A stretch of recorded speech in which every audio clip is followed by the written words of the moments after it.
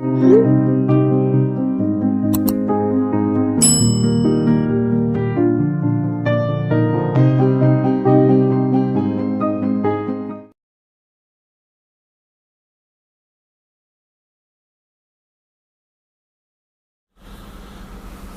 परमात्मा पूर्ण ब्रह्म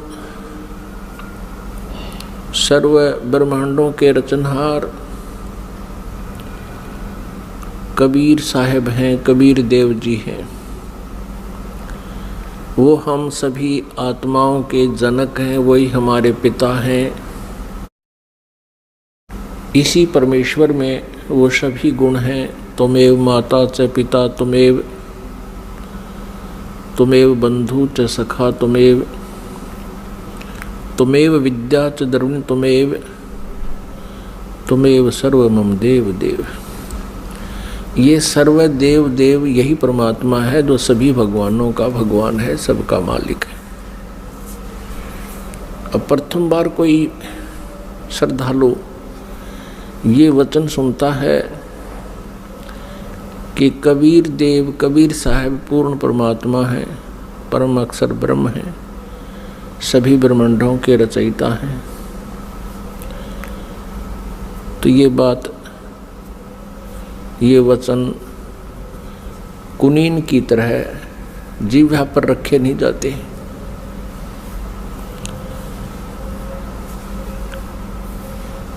क्योंकि हमने जो ज्ञान सुना हुआ है वो लोक वेद सुन रखे है, वो दंत कथा सुन रखी है। हमने अपने सदग्रंथों का ज्ञान नहीं प्राप्त हुआ हमारे को, क्योंकि हमारे जो गुरुदेव थे हिंदू धर्म के, जो आचार्य थे, गुरु थे, मंडलेश्वर थे, ये तत्व ज्ञानहीन थे। ये सभी ऋषि महर्षि ये तत्व ज्ञानहीन थे। इनको कोई अध्यात्म ज्ञान नहीं था, जिस कारण से हमने परमात्मा की पहचान नहीं हुई और लोक वेद के आधार से जिस भी किसी देव को पूर्ण परमात्मा कहा गया उसको हमने सत्य मान लिया। क्योंकि जो आचार्य होते थे, हिंदू धर्म के गुरु होते थे, वो संस्कृत भाषा के ज्ञाता होते थे और हमारे सभी सदग्रंथ संस्कृत भाषा के अंदर ही लिपिबद्ध हैं। अब बाद में अनुवाद कर दिया गया हिंदी में या अन्य किसी भी लैंग्वेज में, वो बाद की बातें हैं। प्रारंभ में अभी तक ये, प्रारंभ से लेकर अभी कुछ समय पहले तक ये सभी संस्कृत में विद्यमान थे और संस्कृत वाले तो अब भी एज इट इज हैं। अनुवादकर्ताओं ने अपनी अपनी भाषाओं में उनको ट्रांसलेट कर दिया है। अब जिस कारण से जनता जो थी, श्रद्धालु थे, वो उन गुरुओं पर, आचार्यों पर, मंडलेश्वरों पर विश्वास करते रहे कि ये संस्कृत के ज्ञाता हैं, संस्कृत बहुत अच्छी धारावाहिक बोल लेते हैं और सभी सदग्रंथ भी हमारे संस्कृत भाषा में लिखे हैं। जिस कारण से उस गुरु जी के विषय में कोई भी हमारे अंदर जो शंका उत्पन्न नहीं हुई, अविश्वास नहीं हुआ कि ये गलत कह रहा है। क्योंकि टीचर जो होता है वो विद्यार्थियों को जो भी ज्ञान देता है विद्यार्थियों के लिए स्वीकार्य होता है। अध्यापक से कुछ भी बोल रहा है तो बच्चे उसमें ऑब्जेक्शन नहीं करते, शिरोधार्य करते हैं। एक अध्यापक ने एक कोई प्रश्न का उत्तर इतिहास का बच्चों को पढ़ाया और उस लड़के का पिता भी एजुकेटेड था, लेकिन वो सर्विस नहीं कर रहा था, अपना अन्य व्यवसाय करता था। तो उस लड़के के पिता ने, फादर ने देखा कि जो बच्चे ने प्रश्न का उत्तर लिखा हुआ है वो गलत लिखा है। उसने अपने पुत्र से कहा कि बेटा तुमने ये गलत लिख रखा है। तो लड़के ने उत्तर दिया, नहीं पिताजी, हमारे गुरुदेव ने बोला है ये सही है। तो पिताजी ने कहा, नहीं बेटा इसको ठीक कर लो। तो लड़का बोला, नहीं पिताजी बिल्कुल नहीं करूँगा, ये हमारे गुरुजी ने बोला है, हमारे गुरुजी ने कहा है, हमारे अध्यापक ने कहा है। तो पुण्यात्मा, आज वही सतिथि आ चुकी है। ये जितने भी आचार्य गुरु थे ये भाषा संस्कृत तो अवश्य जानते थे, लेकिन आध्यात्मिक ज्ञान से ये अपरिचित थे, जिस कारण से ये आज तक भी हमें हमारे सदग्रंथों के गूढ़ रहस्यों को नहीं बता पाए। और आज वही तथ्य जो हमारे पवित्र सदग्रंथों में विद्यमान हैं, जन साधारण के रूबरू ये दास करवा रहा है, उनको सार्वजनिक कर रहा है इन सीडी के माध्यम से, प्रोजेक्टर के माध्यम से और पुस्तकें बना करके। अब उन गुरुओं को, उन आचार्यों को समस्या उत्पन्न हो रही है जो अभी तक लोक वेद सुना रहे थे, दंत कथा सुना रहे थे। वो क्या कहते थे, कोई तो कहता था कि Shri Vishnu ji is complete God, ये विष्णु जी ही सर्व समर्थ भगवान हैं और यही 3 रूप धारण कर लेते हैं। ब्रह्मा जी के रूप में ये सृष्टि करते हैं, विष्णु जी के रूप में ये सतिथि करते हैं और शिव जी के रूप में ये संहार करते हैं। कोई कहता था कि भगवान शिव महेश हैं, महेश्वर हैं, देवों के भी देव हैं, यही सबके उत्पत्ति करता है और यही 3 रूप धारण करके इस ब्रह्मांड का संचालन कर रहे हैं। यही अखिल ब्रह्मांड के नायक हैं, मालिक हैं। ब्रह्मा जी का रूप धारण करके ये सृष्टि करते हैं, विष्णु जी का रूप धारण करके ही ये सतिथि करते हैं और स्वयं शिव रूप में ये सबका संहार करते हैं। इनके कोई माता पिता नहीं है। तो ये लोक वेद था, ये दंत कथा थी। हम इनको सर्वेश्वर महेश्वर कहा करते थे। पुण्यात्माओं, जिस मार्ग पर हम चलते हैं, हम अपना सफर तय करने के लिए उद्धत होते हैं, तो उसकी जानकारी हमें थोरोली होनी चाहिए, कंप्लीट होनी चाहिए, फिर उस पर चलने का लाभ है। और यदि हम जाना चाहते हैं हिसार से दिल्ली और हम चल पड़े हिसार से सरसा की ओर, तो हमारा चलना व्यर्थ है। चाहे हम कितनी स्पीड से जा रहे हैं, कितनी गाड़ी को दौड़ा रहे हैं, वो व्यर्थ है। और किसी कारण से आप हिसार से और सिरसा जा रहे हो और रास्ते में कोई इत्तेफाक से कोई व्यक्ति मिल जाता है, पूछ लेता है कहाँ जा रहे हो जेंटलमैन, तो आप कहोगे जी हम दिल्ली जा रहे हैं। वो व्यक्ति आपसे ये कहे कि ये दिल्ली वाला वे नहीं है, ये दिल्ली मार्ग नहीं है, ये तो आप उल्टा जा रहे हो, सिरसा साइड में पंजाब की तरफ जा रहे हो। तो उस जेंटलमैन को विचार करना चाहिए कि ये व्यक्ति ऐसे क्यों बोल रहा है, क्योंकि वो तो अपने हिसाब से दिल्ली जा रहा है, लेकिन उसकी अपनी सोच है कि वो दिल्ली जा रहा है, लेकिन मार्ग गलत है उसका, उसकी दिशा गलत है। तो उस जेंटलमैन को, उस भद्र पुरुष को चाहिए वेरीफाई करे। और वेरीफाई करने का सबसे इजी तरीका ये है, या तो किसी और व्यक्ति से पूछे और वो भी यही कह रहा है और आपका नहीं यकीन हो रहा, तो फिर मैप देखे, मैप अपना मानचित्र देखे और पूछे मैं कहाँ खड़ा हूँ, तो वो लिखा है शहर का नाम कि आप यहाँ सिरसा आ चुके हो, सिरसा से 10 किलोमीटर दूर खड़े हो। तो फिर मानचित्र भी यही बता रहा है और सामने वाला जो बद्दर पुरुष आपको बताना चाहता है कि आपकी दिशा गलत है। तो फिर क्या करना चाहिए? उस समझदार व्यक्ति होगा तो तुरंत मुड़ जाएगा। वो ये ना देखेगा मैंने इतना सफ़र तय कर लिया, अब मेरा क्या बनेगा इतने सफ़र का। वो तुरंत मुड़ जाएगा और उस भूल को सुधारेगा।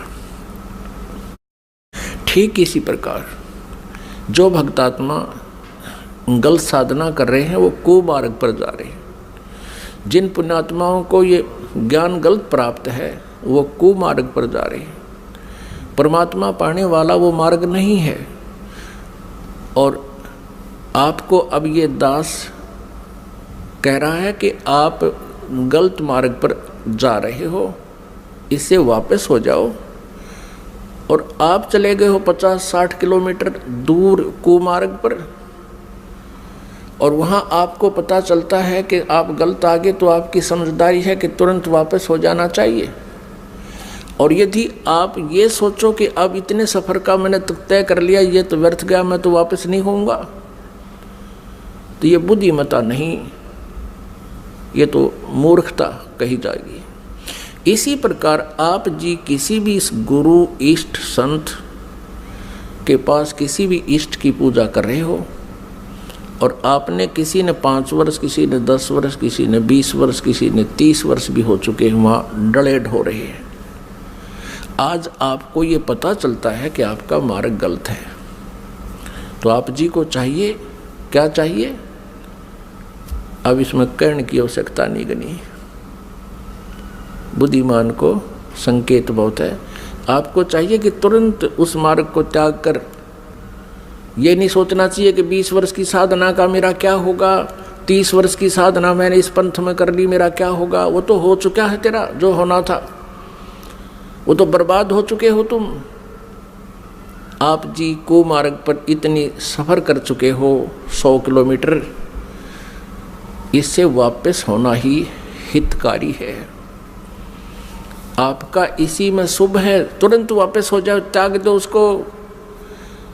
अब परमात्मा कहते हैं भेड़ा देखा दरदरा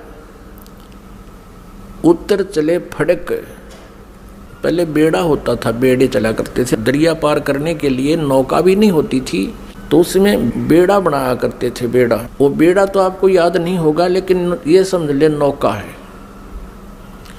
जिस नौका में आप बैठे हो उस नौका में पानी भर रहा है, उसमें उसका नीचे का बेड जो है वो डैमेज हो चुका है, और साथ में दूसरे वाला बिल्कुल जो है सही नौका साथ में आ जाता है, और आपको पता चल जाता है कि ये तो डूबोगे तुम इस नौका में जिसमें बैठे हो, पानी भर रहा है इसके अंदर। तो कहते हैं परमात्मा कहते हैं बेड़ा देखा जर्जरा और उत्तर चले फड़के। डूबे थे पर उबरे। कबीर परमेश्वर जी हमें बताना चाहते हैं कि जो बुद्धिमान होंगे वो ऐसा करेंगे। डूबे थे पर उबरे, गुरु के ज्ञान चमक, और भेड़ा देखा जर्जरा उत्तर चले फड़क। कहते हम तो डूबे थे, 84 लाख योनियों में चले जाते। गुरु जी के ज्ञान से फिर हम फड़क गए एकदम फड़कना माने न जबरदस्त भयभीत हो जाना, और एकदम फड़क के यानी ऐसे चमक के कूद जाना, एकदम चमक जाना। मतलब सेकंड का विचार भी नहीं करने का समय है। डूब रहा है तो एकदम दूसरा साथ में खड़ा है, अच्छा स्थान है, तो उस पर चमक एकदम कूद जाना, उसको कहते हैं डूबे थे पर उबरे। गुरु के ज्ञान चमक, लोग एकदम चमक का पड़ा है भाई, एकदम ऐसे सतर्क हो जाना। और भेड़ा देखा दरदरा, दरदरा माने टूटन डूबन हो रहा है, तो उत्तर चले फड़क। तो उस पुण्यात्मा को अब विलंब नहीं करना चाहिए गुरु बदलन में। उस मार्ग में कितना ही चला गया उसको तुरंत त्याग देना चाहिए। वो तो बिल्कुल कुमार्ग पर आप तो 200 किलोमीटर 100 किलोमीटर दूर चले गए हो, वो आना वापस पड़ेगा, आना ही पड़ेगा। आगे जितने कदम रखोगे वो गलत ही है, दूर ही जाओगे। तो जैसे कोई तो श्री ब्रह्मा जी को रचयिता बताते हैं, कोई श्री विष्णु जी सतगुण जी को रचयिता बताते हैं, कोई तम गुण श्री शिव जी को रचयिता बताते हैं, कोई श्री ब्रह्मा जी रजोगुण को ब्रह्मांड का रचयिता बताते हैं, सभी ब्रह्मांडों का। पुण्यात्माओं, ये लोक वेद है। और कोई कोई कहता है कि दुर्गा ही सबकी सृष्टि सर्जनहार है, जो दुर्गा जी के उपासक हैं, जो श्री देवी जी के उपासक हैं वो देवी जी को ही सब कुछ मानते हैं। और जो ब्रह्म के उपासक हैं, ब्रह्म, वो ब्रह्म को ही सर्वेस्वा मानते हैं। तो पुण्यात्माओं, हमने सबसे पहले ये मैप देखना होगा, अपने सदग्रंथों रूपी मैप को हम पुनः देखेंगे कि इनमें हमें क्या मार्गदर्शन हुआ है, तो तब हम संतुष्ट होंगे। अभी तक तो हम किसी से कुछ सुन रहे हैं भगवान के विषय में, किसी महापुरुष ने कुछ ज्ञान दिया है, किसी ने कुछ दिया है, और हम विद्यार्थी हैं, श्रद्धालु हैं। जो भी संत गुरु जी हमें जैसा भी भगवान के विषय में ज्ञान देता है, हम बिना किसी शंका के, बगैर किसी ऑब्जेक्शन के हम स्वीकार कर लेते हैं। तो पुण्यात्माओं, आप इसके विषय में कि भगवान कौन है, सृष्टि रचना कैसे हुई, ये जानकारी हमें सर्वप्रथम होनी चाहिए, और तभी हम परमात्मा के मार्ग पर सफल हो सकेंगे। फिर हमें कोई भ्रमित नहीं कर सकेगा। श्रीमद् भगवत गीता अध्याय नंबर 16 के श्लोक नंबर 23 में कहा है कि शास्त्र विधि को त्याग कर जो मनमाना आचरण करते हैं, यानी मनमानी पूजाएं करते हैं, मनमाने साधनाएं करते हैं, जो शास्त्रों में विद्यमान नहीं है, जो ज्ञान और उसका समाधान, वो साधना व्यर्थ है। न उनकी गति होती है, न उनको कोई सुख प्राप्त होता है, और न ही उनको कोई सिद्धि प्राप्त होती है, अर्थात व्यर्थ, यूजलेस। फिर तुरंत ही 24वें श्लोक में 16वें अध्याय में कहा है गीता जी में कि इससे तेरे लिए अर्जुन कर्तव्य और अकर्तव्य की व्यवस्था में, कर्तव्य मीन जो भक्ति कर्म हमने करने चाहिए और जो ना करने चाहिए, जो त्यागने चाहिए और जो ग्रहण करने चाहिए, उनके लिए सदग्रंथ ही प्रमाण है। किसी की दंत कथा पर विश्वास मत करना। फिर गीता जी अध्याय नंबर 2 के श्लोक नंबर 53 में कहा कि अर्जुन, जिस समय तेरी बुद्धि भिन्न भिन्न प्रकार के भ्रमित करने वाले ज्ञानों से, वचनों से हटकर केवल एक तत्व ज्ञान पर, परमात्म ज्ञान पर स्थिर हो जाएगी, तब तू योग को प्राप्त होगा, तब तो तू भक्त बनेगा, तब तो तेरी भक्ति प्रारंभ होगी। जब तू एक ज्ञान पर, शास्त्र अनुकूल ज्ञान पर तू स्थिर हो जाएगी तेरी बुद्धि, फिर तू डगमग ना हो करके सीधे सुमार्ग पर चल पड़ेगा। फिर जितने भी कदम इस भक्ति सफर में रखेगा वो तेरे शुभ होंगे, लाभदायक होंगे। अब सृष्टि रचना के बारे में बहुत से असमंजस हैं। जैसे जैन धर्म के व्यक्ति, श्रद्धालु, आचार्य, मुनि, वो कहते हैं कि इस सृष्टि का कोई रचयिता नहीं, कोई इसका संहार करता नहीं, अनादि है, अपने आप बनती है, अपने आप ये चलती है।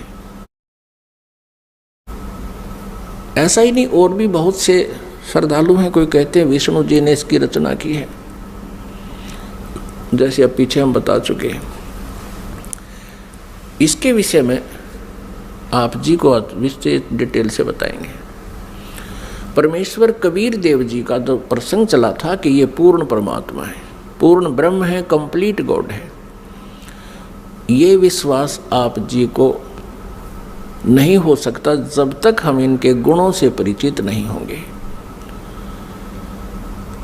और गुण कहाँ होते हैं? उनके जीवनी में, उनके इतिहास में लिखे होते हैं।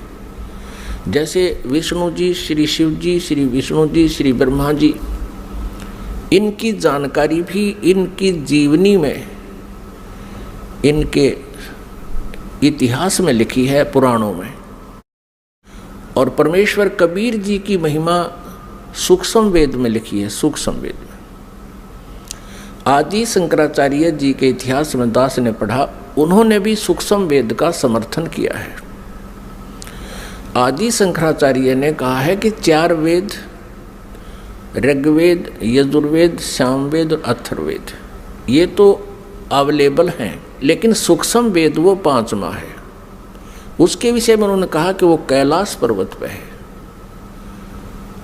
अब कारण क्या है कि 5वें वेद को इस काल ने, ब्रह्म ने नष्ट कर दिया, सूक्ष्म वेद को। उस सूक्ष्म वेद को देने के लिए परमेश्वर स्वयं यहाँ आते हैं, अपने सतलोक से चलकर, मुक्ति धाम से, सनातन परम धाम से गति करके यहाँ आते। उस छुपे हुए ज्ञान को जो काल भगवान ने, ब्रह्म भगवान ने नष्ट कर दिया, यानी छुपा रखा है, वो किसी तक नहीं आने देता। तो उस 5वें वेद को परमात्मा बताने के लिए आते हैं। उस 5वें वेद में लिखा है, और उस वेद को, उस ज्ञान को परमात्मा ने 600 वर्ष पहले अपने मुखारविंद से, अपने मुख कमल से बोला था। इसलिए गीता जी अध्याय नंबर 4 के श्लोक नंबर 32 में कहा है कि अर्जुन, गीता जी अध्याय नंबर 4 के श्लोक नंबर 25 से लेकर 31 तक बताया गया है, कोई देवताओं की पूजा करता है, कोई स्वाध्याय ही करता है, कोई तीक्ष्ण अहिंसावादी व्रतों पर ही आधारित है, कोई प्राणायाम आदि करके ही अपनी साधना को सफल मानता है। ये इस आध्यात्मिक ज्ञान का, धार्मिक यज्ञों का, यज्ञ माने अनुष्ठानों का विस्तार से विवरण 4थे अध्याय के 32वें श्लोक में कहा है कि वो सच्चिदानंद घन ब्रह्म की वाणी में विस्तार से कहा गया है। यहाँ अनुवादकर्ताओं ने श्रीमद् भगवत गीता अध्याय 4 श्लोक 32 में अनुवादकर्ताओं ने ज्ञान न होने से अनर्थ कर दिया। उसमें लिखा ब्रह्मण मुखे, मूल पाठ में ब्रह्मण मुखे लिखा है, अनुवादकर्ताओं ने लिख दिया ब्रह्मण मुखे का अर्थ लिख दिया वेद की वाणी में।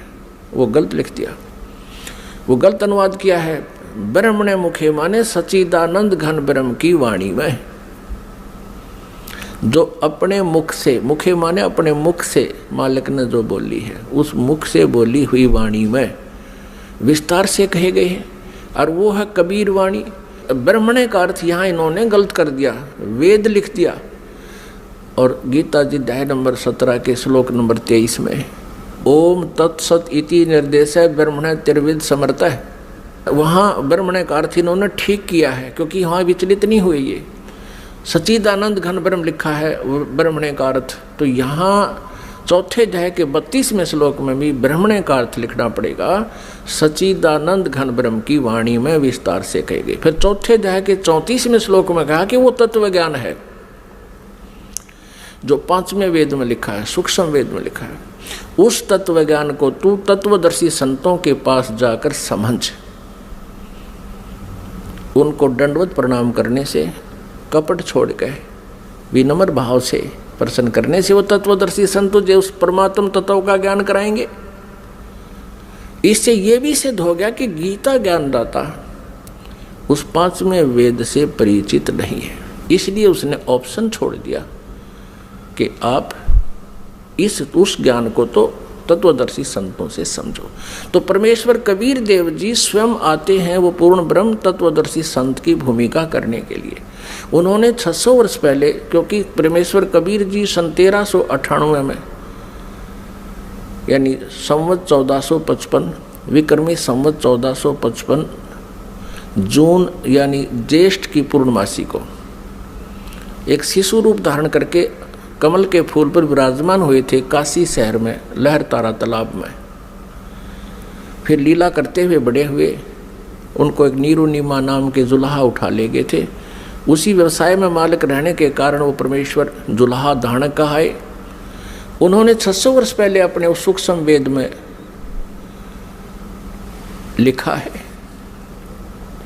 बताया है। उसको ये दास अब अपने शब्दों में परमात्मा के ज्ञान को आप तक पहुंचाना चाहेगा। परमेश्वर ने बताया है कि सबसे पहले केवल अकेले पूर्ण परमात्मा थे, कबीर देव थे।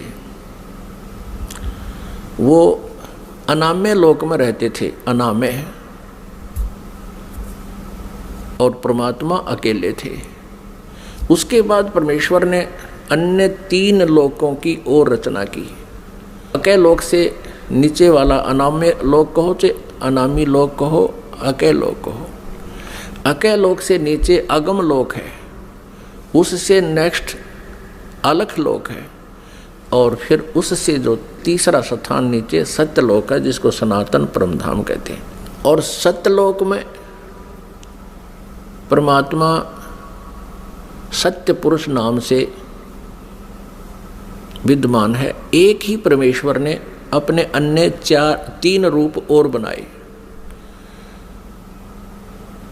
तो इस प्रकार प्रत्येक लोक में परमात्मा अलग अलग नामों से, अलग अलग स्थिति से स्वयं ही विराजमान हुए।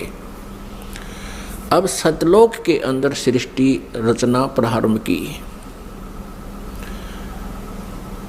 पुण्यात्माओं, जैसे केवल पृथ्वी लोक पर ही, इस पृथ्वी ग्रह पर ही सृष्टि जो है विद्यमान है, और अन्य ये जितने ग्रह हैं, मंगल ग्रह, बुध ग्रह, ये शनि ग्रह, ये सब खाली पड़े हैं। इसी प्रकार सतलोक के अंदर परमात्मा सत्य पुरुष कबीर देव जी, जिसको परम अक्षर ब्रह्म भी कहते हैं, उन्होंने वहाँ सतलोक में रचना शुरू की। एक वचन से 16 द्वीप बना दिए, 16 द्वीप, और फिर एक एक वचन से एक एक पुत्र की उत्पत्ति कर दी। उन 16 पुत्रों को प्रत्येक द्वीप में रहने का आदेश दे दिया, और अपने उन 16 पुत्रों में से एक पुत्र का नाम अचिंत है। अचिंत से कहा कुछ समय के उपरांत आगे सृष्टि रचना करो। परमात्मा ये दिखाना चाहते थे उन पुत्रों को कि समर्थ के बिना कोई भी प्रयत्न करता है वो सफल नहीं होता। कहते हैं ना, जिसका काम उसी को साजे और करे तो मूर्ख बाजे। अचिंत ने अपने वचन से एक व्यक्ति उत्पन्न किया, उसका नाम रखा अक्षर पुरुष। अब उस अचिंत ने अपने द्वारा उत्पन्न पुत्र को वचन से जो उत्पन्न किया था उसको ही अविनाशी पुरुष मान लिया, उसको अक्षर पुरुष नाम से संबोधित किया, और उसे कहा कि तू मेरा सहयोग करना सृष्टि रचने में। वहाँ परमात्मा ने प्रत्येक द्वीप में जब द्वीप रचना की, प्रत्येक द्वीप में मानसरोवर की भी रचना की। एक अलग से मानसरोवर भी, कॉमन मानसरोवर भी रचना की। तो वो अक्षर पुरुष मानसरोवर में जाके नहाने लगा। नहाते नहाते गहरा चला गया और वहाँ वो पानी में ही सो गया, निंद्रा आ गई। पुण्यात्माओं, सतलोक के अंदर श्वासों से शरीर नहीं है। बहुत समय तक वो बाहर नहीं आया। तब परमेश्वर कबीर देव जी ने उसी जल से जल लिया हाथ में, अपनी वचन शक्ति से उसको जादूगर की तरह एक अंडा बना दिया। उस अंडे में एक जीवात्मा प्रवेश करती, उस अंडे को छोड़ दिया उस मानसरोवर में। वो गड़गड़ गड़गड़ करता हुआ नीचे पहुंचा तो वो अक्षर पुरुष की जो अधूरी निंद्रा भंग होगी, जिस कारण से वो कुछ कोपित हो गया, उस कोपित दृष्टि से उसने अंडे की तरफ देखा कि किसने मुझे डिस्टर्ब किया है। उस कोप से वो अंडा फट गया, अंडा 2 भाग हो गया, उसमें से ये ब्रह्म निकला। अब आगे चल के इसी इतिहास में, इसी लीला कहानी में, अमर कथा में, या सत्यनारायण कथा जो दास आपको सुना रहा है, अभी तक जो विष्णु जी को सत्यनारायण मानकर सत्यनारायण कथा कहा करते थे, वो सत्यनारायण कथा नहीं थी। अब ये है सत्यनारायण कथा। सत्यनारायण माने अविनाशी भगवान की कथा। तो उसमें से ये ब्रह्म निकला। आगे चल के आप 3 प्रभुओं से परिचित होंगे जो ब्रह्मा विष्णु महेश जी से भिन्न है। एक सर्वब्रह्म, इसको सर्वब्रह्म भी कहते हैं, सर्वब्रह्म। और दूसरा ये अक्षर पुरुष यानी अक्षर ब्रह्म। ये अक्षर पुरुष कहो तो अक्षर ब्रह्म कहो। और अंडे से निकला ये सर्वब्रह्म, सर्वब्रह्मन नाशवान, क्योंकि अक्षर पुरुष को तो अचिंत ने नाम दे दिया कि तो अविनाशी व्यक्ति उत्पन्न कर दिया मैंने, अक्षर पुरुष। अब वो स्वामी जितना हो जाता है फिर वही पुरुष प्रभु, पुरुष माने प्रभु भी कहते हैं। तो अक्षर पुरुष कहो या अक्षर ब्रह्म कहो, एक ही के 2 पर्यायवाची नाम है। इसी प्रकार सर पुरुष कहो, ये ब्रह्म जो अंडे से निकला ये सर पुरुष है, इसको सर ब्रह्म कहो, इसके पर्यायवाची नाम है। इसको ज्योति स्वरूपी निरंजन भी, काल भी, ये ब्रह्म ही आगे चल के काल भी कहा जाएगा। अब याद रखना, क्योंकि पुण्यात्मा जब तक आप इस इतिहास से परिचित नहीं होगे, सृष्टि रचना से, आप किसी भी सदग्रंथ को नहीं समझ सकते। तब परमेश्वर ने आदेश दिया उन दोनों को कि तुम बाहर आओ। अचिंत पुरुष तुम निंद्रा में थे, न वो अक्षर पुरुष तुम निंद्रा में थे, तुम्हें जगाने के लिए ये सब प्रोसेस अपनाया है, तुम बाहर आ जाओ। दोनों बाहर आ गए। अब परमात्मा ने अचिंत से कहा कि अचिंत, अब देख लिया तूने, समर्थ के बिना कोई कार्य सफल नहीं होता। अब तू तो इसको बाहर भी नहीं निकाल सकता था। और आगे से ध्यान रखना कि बीच में टांग अड़ाओ मेरी क्रिया में, इसलिए तुम्हें तुम्हारे सामर्थ्य से परिचित कराया है। तो अचिंत ने कान पकड़ दिए कि दाता हम कुछ नहीं कर सकते। अब परमेश्वर ने आदेश दिया उन दोनों को, किसको? सरपुरुष अर्थात जिसको सरब्रह्म भी कहते हैं, जो आगे चल के ब्रह्मा विष्णु महेश का पिता सिद्ध होगा इसी कथा में। सरपुरुष और अक्षर पुरुष को दोनों से कहा कि तुम उस अचिंत के द्वीप में रहो। इन दोनों ने आज्ञा का पालन किया। और तीनों कौन? अचिंत, अक्षर पुरुष और सरपुरुष, जिसको सरब्रह्म भी कहते हैं। और यहाँ हम सीधी भाषा में उसको ब्रह्म भी कहने लगे। आगे डिफाइन करेंगे ब्रह्म क्यों कहने लगे। अब ये तीनों एक द्वीप में रह रहे हैं। बाकी जो अन्य 15 जने हैं परमात्मा के वचन से उत्पन्न वो पुत्र, वो अलग अलग सिंगल द्वीप में रह रहे थे। कुछ समय उपरांत परमेश्वर ने हम सभी आत्माओं को, आप जी को, सारे ब्रह्मांडों की जितनी आत्माएं हैं, अपने शरीर से, अपने वचन से उत्पन्न कर दिया। और वहाँ हम तेजो में शरीर में विद्यमान थे। नूरी शरीर है हमारा, यानी तेजो में शरीर है, एक तत्व से बना हुआ है। उसमें नाड़ी, वो शुक्रम अकायम ऐसनाविरम, वो जैसे हमारी शुक्र से बनी हुई काया नहीं होती जो माता पिता के संयोग से बनती है, उसमें नाड़ी आदि का जुगाड़ जोड़ नहीं होता, नाड़ी तंत्र नहीं होता। इसी ऐसा ही शरीर परमात्मा का है, साकार है, मनुष्य दृश्य है, तेजों में है। लेकिन परमात्मा के शरीर का और हमारे शरीर के नूर में, सामर्थ्य में, शक्ति में और उसके नूर में, प्रकाश में अंतर है। पूर्ण परमात्मा सत्य पुरुष यानी कबीर देव जी का जो सतलोक में शरीर है, उसका एक रोमकूप में करोड़ सूर्य करोड़ चंद्रमा से भी अधिक रोशनी है।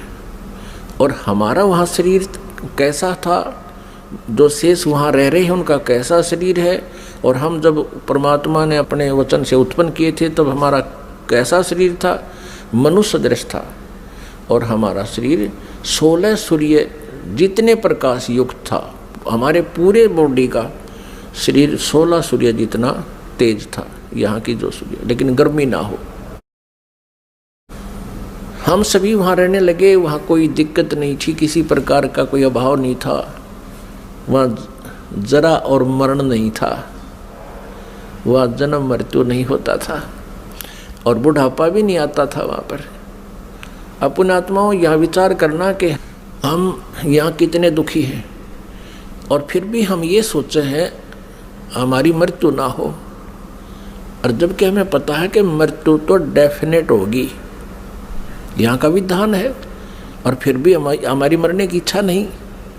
कारण क्या है कि हम ऐसे लोक में रहा करते थे जहाँ मृत्यु नहीं होती थी, जिस कारण से हमें ये मरना अच्छा नहीं लगता। और बिल्कुल ठीक है, वे क्यों तो जन्म हुआ था और फिर क्यों मारे।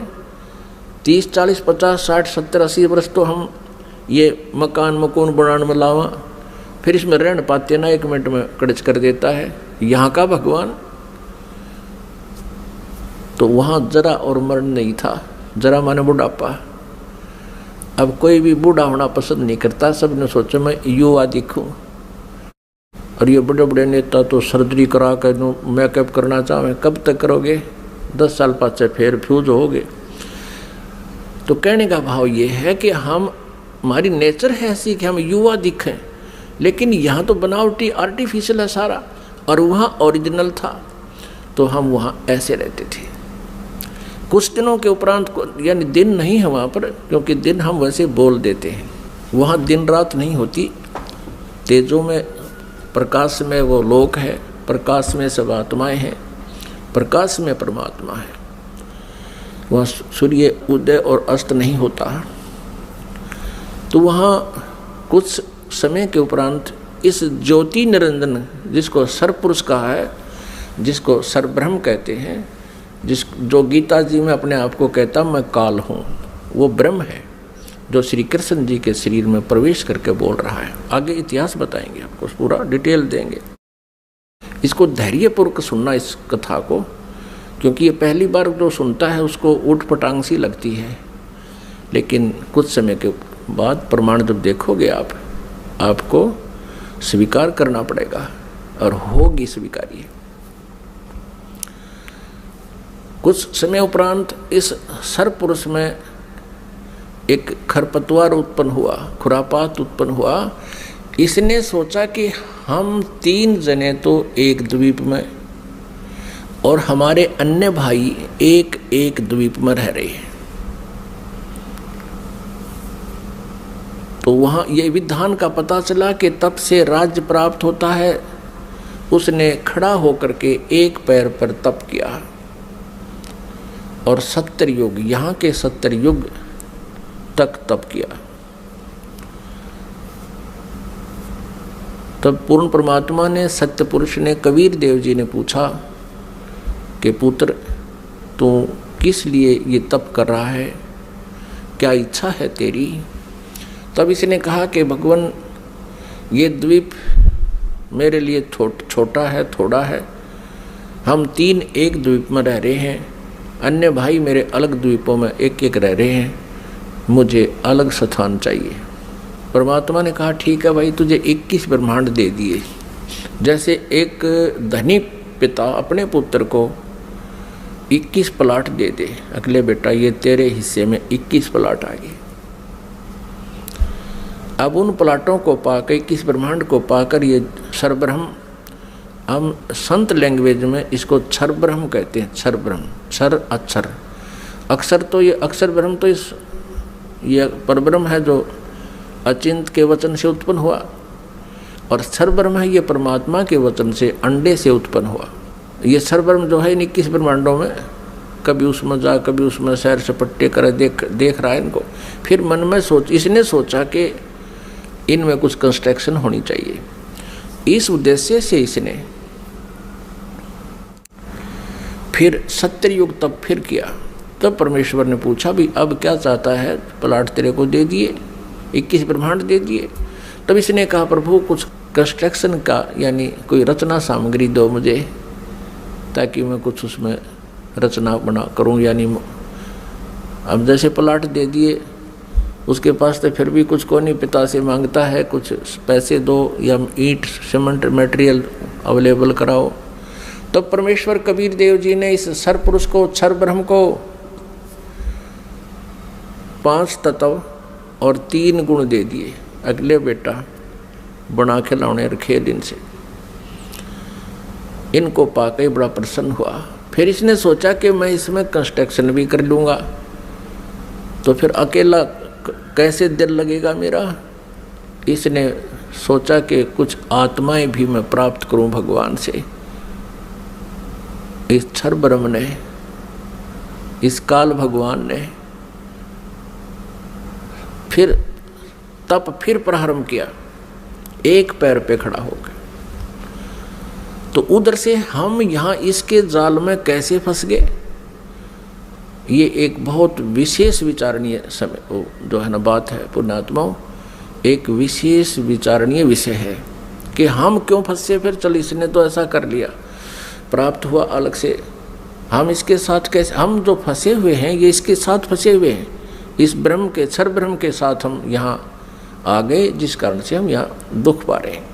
अपने पिता को छोड़ाए जहाँ कोई अभाव नहीं था, कोई जन्म मृत्यु नहीं थी, तो हम कैसे फंसे कि हम वहाँ देख रहे थे इसके तप को, और जब ये खड़ा होकर तप कर रहा था, एक पैर पे खड़ा होकर, हम सभी इस पर आसक्त हो गए, इतने आसक्त हो गए।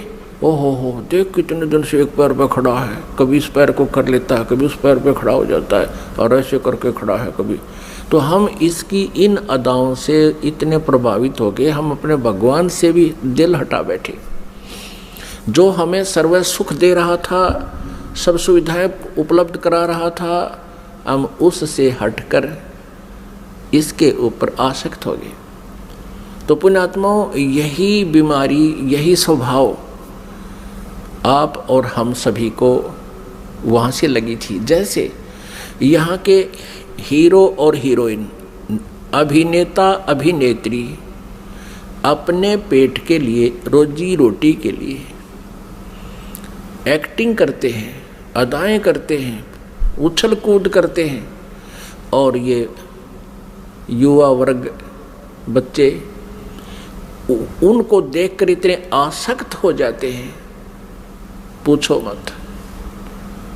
और यदि कोई हीरो या हीरोइन यानी कोई अभिनेता या अभिनेत्री यहाँ बरवाला में आ जा या हिसार में आ जावे, फिर देखो इन बच्चों के, कॉलेज वालों के और जवान बच्चों की वहाँ कैसे भीड़ उमड़ कर जाती है, और कम से कम 200, 300, 400 फुट से दूर खड़े खड़े देखते हैं कि देखो वो खड़ा, वो है वो फलाना नेता अभिनेता, वो खड़ी, वो है फलानी अभिनेत्री।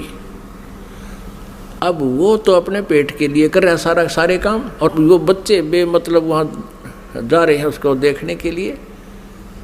लेना एक न देने दो, क्या देगा उनको वो, और धक्के खा के सामने भूखे अपने वापस आ जाते हैं।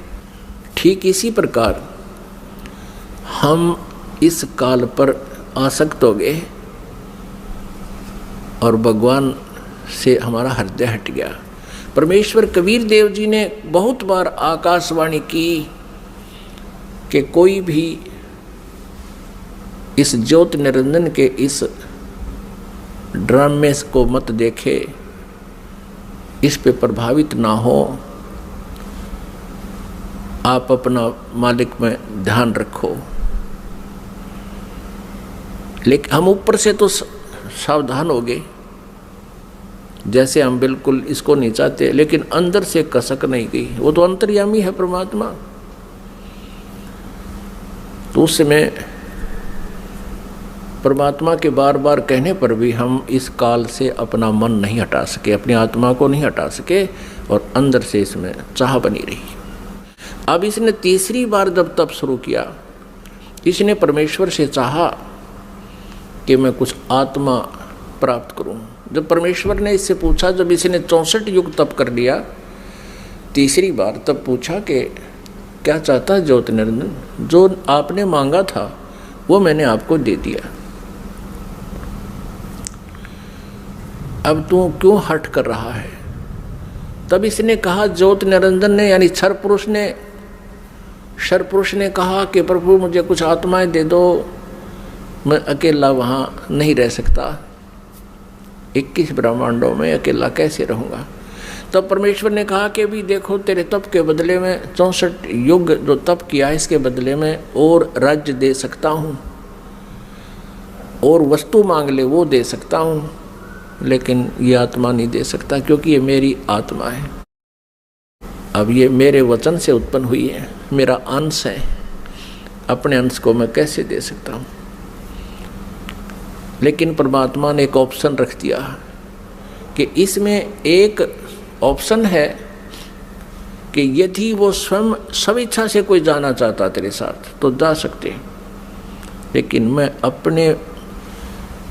अपनी तरफ से उनको नहीं डाल सकता कुएं में। तब ज्योति निरंजन हमारे पास आया, ये क्षर पुरुष हमारे पास आया। जितनी आत्माएं आज इसके ब्रह्मांडों में हम कैद हो गए, यहाँ कष्ट उठा रहे हैं, ये सभी आत्माएं इसके चारों तरफ उमड़ कर खड़ी होगी। जैसे हीरो आता है, अभिनेता आता है। इसने कहा हमसे कि मैंने पिताजी से 70 युग तप करके बहुत बड़े ब्रह्मांड प्राप्त किए हैं। वहाँ पर स्वर्ग बनाऊंगा, महास्वर्ग बनाऊंगा, हीरे पन्ने लालों के मैं पहाड़ बनाऊंगा, वहाँ दूधों की नदी बहाऊंगा और तुम चलोगे मेरे साथ। अब हम तो पहले ही उसको चाह रहे थे, चाहे वो कुछ भी ना बनाता, उसको चाह रहे थे, उसके ऊपर आसक्त हो चुके थे। तो सभी ने कहा कि हम तैयार हैं आपके साथ चलने को, लेकिन यदि पिताजी आज्ञा दे देंगे तो हम जा सकेंगे। इस क्षर पुरुष ने परमेश्वर कबीर देव जी से, पूर्ण ब्रह्म से, परम अक्षर ब्रह्म से प्रार्थना की, आकर के वापस प्रभु के पास जाकर के करबद्ध खड़ा होकर के कहा कि परमेश्वर, कुछ आत्माएं मेरे साथ जाने को सहमत है। परमात्मा ने कहा, परमेश्वर कबीर देव जी ने कहा कि मेरे सामने हाँ भरवा दे, तब मैं मानूं, तब भेज दूंगा। अब परमेश्वर आए, कबीर देव जी हमारे पास, साथ में ज्योति निरंजन भी आया। परमेश्वर कबीर देव जी ने, परम अक्षर ब्रह्म ने पूछा कि आत्माओं जो ज्योति निरंजन के साथ यानी क्षर पुरुष के साथ जाना चाहते हैं, वो हाथ खड़ा करके स्वीकृति दें। अब अपने पिता के सामने हिम्मत नहीं पड़ी किसी भी आत्मा की इतना ढीठपना करें, सबने नीची गर्दन कर दी। तब परमेश्वर ने कहा कि अरे ज्योति निरंजन, अरे क्षर पुरुष, आप तो कह रहे थे कुछ आत्माएं तैयार हैं, ये तो कोई भी नहीं बोल रहा, सन्नाटा छा गया। तब एक आत्मा सबसे पहले खड़ा हुआ। उसने सोचा कहीं हम रह जावा यहीं पर। उसने खड़ा होकर कहा कि पिताजी, हाँ, उसने हाथ खड़ा किया कि पिताजी मैं जाना चाहता हूँ। फिर तो हम जैसे सारे सोचा करते हम पीछे रह जाएं, हमने भी सब न कर दिया, ऐसे सब ने हाथ खड़े कर दिए। जितने भी खरबों अनगिन यहाँ पर आए हुए हैं, अकाउंटिंग नहीं कर सकते, इतने जीव आगे इसके अलावा से। परमात्मा के पास तो सब अकाउंटिंग है, सब उनकी डिटेल है, लेकिन हम नहीं कर सकते जीव संज्ञा। जितने भी 21 ब्रह्मांड में प्राणी हैं, ये सब सतलोक से आए हैं, चाहे चींटी है, चाहे हाथी है, रंक है या राजा है, किसी भी पशु पक्षी की योनि वो जीव जंतु की भोग रहा है। तब परमेश्वर ने कहा भी ठीक है ज्योति निरंजन, जिन जिन ने तेरे साथ आने का हृदय से चाह की है, सब इच्छा से तेरे साथ जाना चाहते हैं, उनके सब के नंबर नोट मैंने कर लिए, वो मेरे पास है। आप जाओ अपने ब्रह्मांडों में, क्योंकि ये ब्रह्मांड पहले वहीं थे सतलोक के एक लास्ट कोने में, बिल्कुल एकांत स्थान पर। सतलोक में, और हम रह रहे थे उस मेन सतलोक में। जैसे एक तो बाहरी विलेज हो दिल्ली क्षेत्र के, दिल्ली राज्य के, एक शहरों का स्थान, बीच में मध्य स्थान हो, हम वहाँ रह रहे थे। और इस काल के थे बाहरी दिल्ली, समझ लो वहाँ 21 ब्रह्मांड थे। ये निरंजन चला गया वहाँ पर अपने ब्रह्मांडों में, ये क्षर पुरुष, इसको ज्योत निरंजन भी कहते हैं, इस काल, इसको काल भी कहते हैं। आगे चल के ये इसके कई नाम रखे जाएंगे इसी कहानी में। तो उधर से परमात्मा ने क्या किया, जिस आत्मा ने सर्वप्रथम हाथ खड़ा कराया था, स्वीकृति दी थी क्षर पुरुष के साथ जाने की, परमेश्वर ने उसका एक युवा स्त्री रूप बना दिया, लेकिन उसको प्रजनन इंद्रिय नहीं लगाई। और सभी आत्माएं जो उसके साथ आना चाहती थी, स्वेच्छा से स्वीकृति दी थी, उन सबको बीज रूप बनाया अपने वचन से, और दुर्गा के अंदर प्रवेश कर दिया। जैसे आजकल तो इस मार्ग को समझना बहुत आसान है। ये डॉक्टर लोग क्या करते हैं, जैसे बताते हैं कि 1 ग्राम ब्लड में बिरानी कितने 80 लाख, बिरानी 50 लाख जीवाणु तो एक टाइप के होते हैं, अन्य और टाइप के, और उस ब्लड को दूसरे में डाल दिया जाता है, या तो वो और बढ़ जाते हैं, दूसरे में डाले जा सकते हैं ऐसे जीवाणु भी। तो ऐसे ये व्यवस्था समझो, परमात्मा ने इस लड़की जो युवा बनाई थी उसका नाम रख दिया प्रकृति देवी। उसको माया भी बोलते हैं, आदि माया। प्रकृति देवी कहो, आदि माया कहो। आगे चल के यही अष्टंगी कहलाई और यही दुर्गा कहलाई। अब इसको श्री दुर्गा कहें। श्री दुर्गा जी के शरीर में प्रवेश कर दिया सभी आत्माओं को, और कहा बेटी मैंने तेरे को आशीर्वाद दे दिया है। परमेश्वर ने कहा कि बेटी मैंने तेरे को आशीर्वाद दे दिया है, और सभी आत्माएं तेरे अंदर प्रवेश कर दी हैं, और आप वहाँ जाइए ज्योत निरंजन के पास, और जितने भी वो जीव कहे अपने वचन से उत्पन्न कर दिए नर और मादा, ये कहकर उतने ही वो सामने प्रकट हो जाएंगे। और परमेश्वर ने अपने पुत्र सहजदास को, जो उन 16 पुत्रों में से जो सर्वप्रथम उत्पन्न किए थे उनमें से एक था, सहजदास से कहा कि पुत्र अपनी बहन को साथ ले जाओ और इस ज्योत निरंजन के पास छोड़ आओ, क्षर पुरुष के पास छोड़ आओ। इसको क्षर पुरुष भी कहते हैं, ज्योत निरंजन भी कहते हैं। यही आगे चल के गीता में जो कहता मैं काल हूँ, ये वो काल है, वहाँ छोड़ आओ।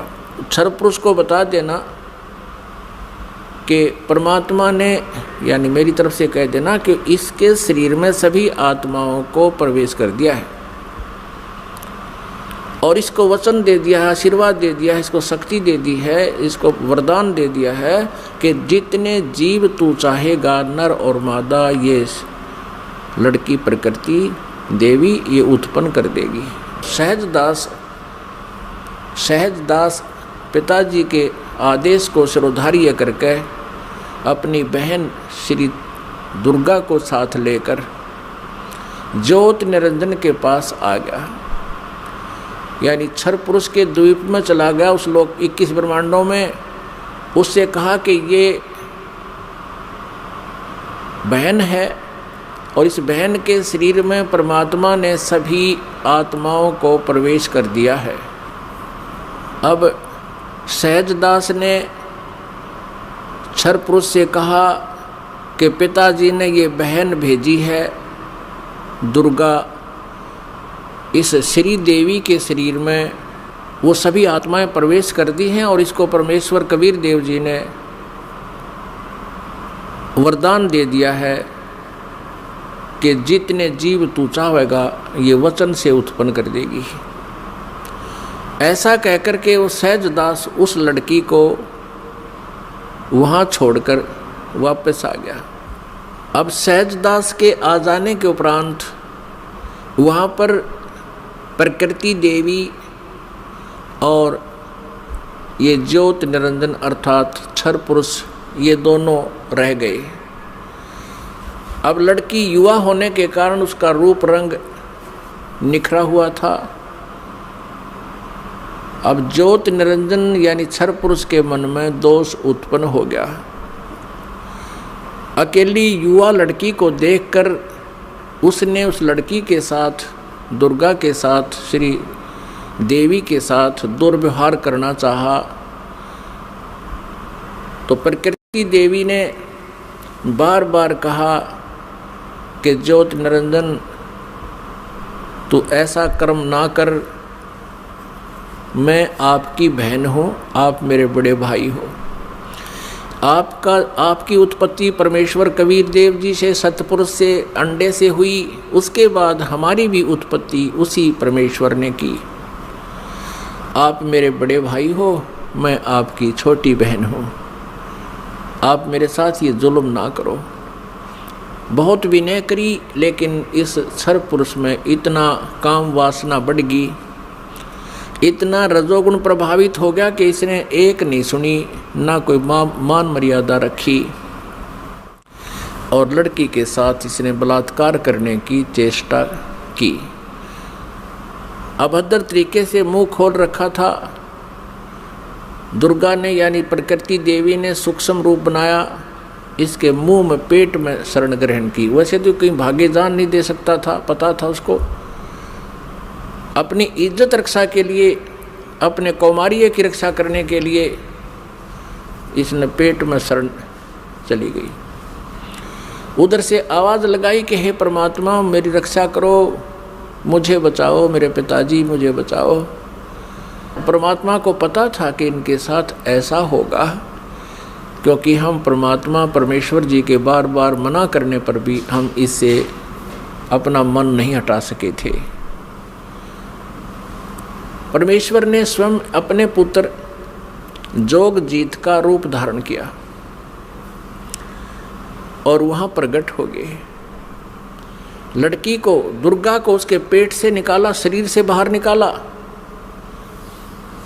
और कहा कि ज्योत निरंजन सुन ले आदेश परम पिता का। तूने इस अच्छे लोक में ऐसा जुल्म किया है, तू पहला व्यक्ति है। तूने यह बदनीयत की है इस लड़की के ऊपर आज, और तूने इसको अपने पेट में निगल लिया है, और तेरी जो क्रिया है यह भी एक बहुत अभद्र पुरुष की है, इसलिए तेरा नाम आज से काल होगा।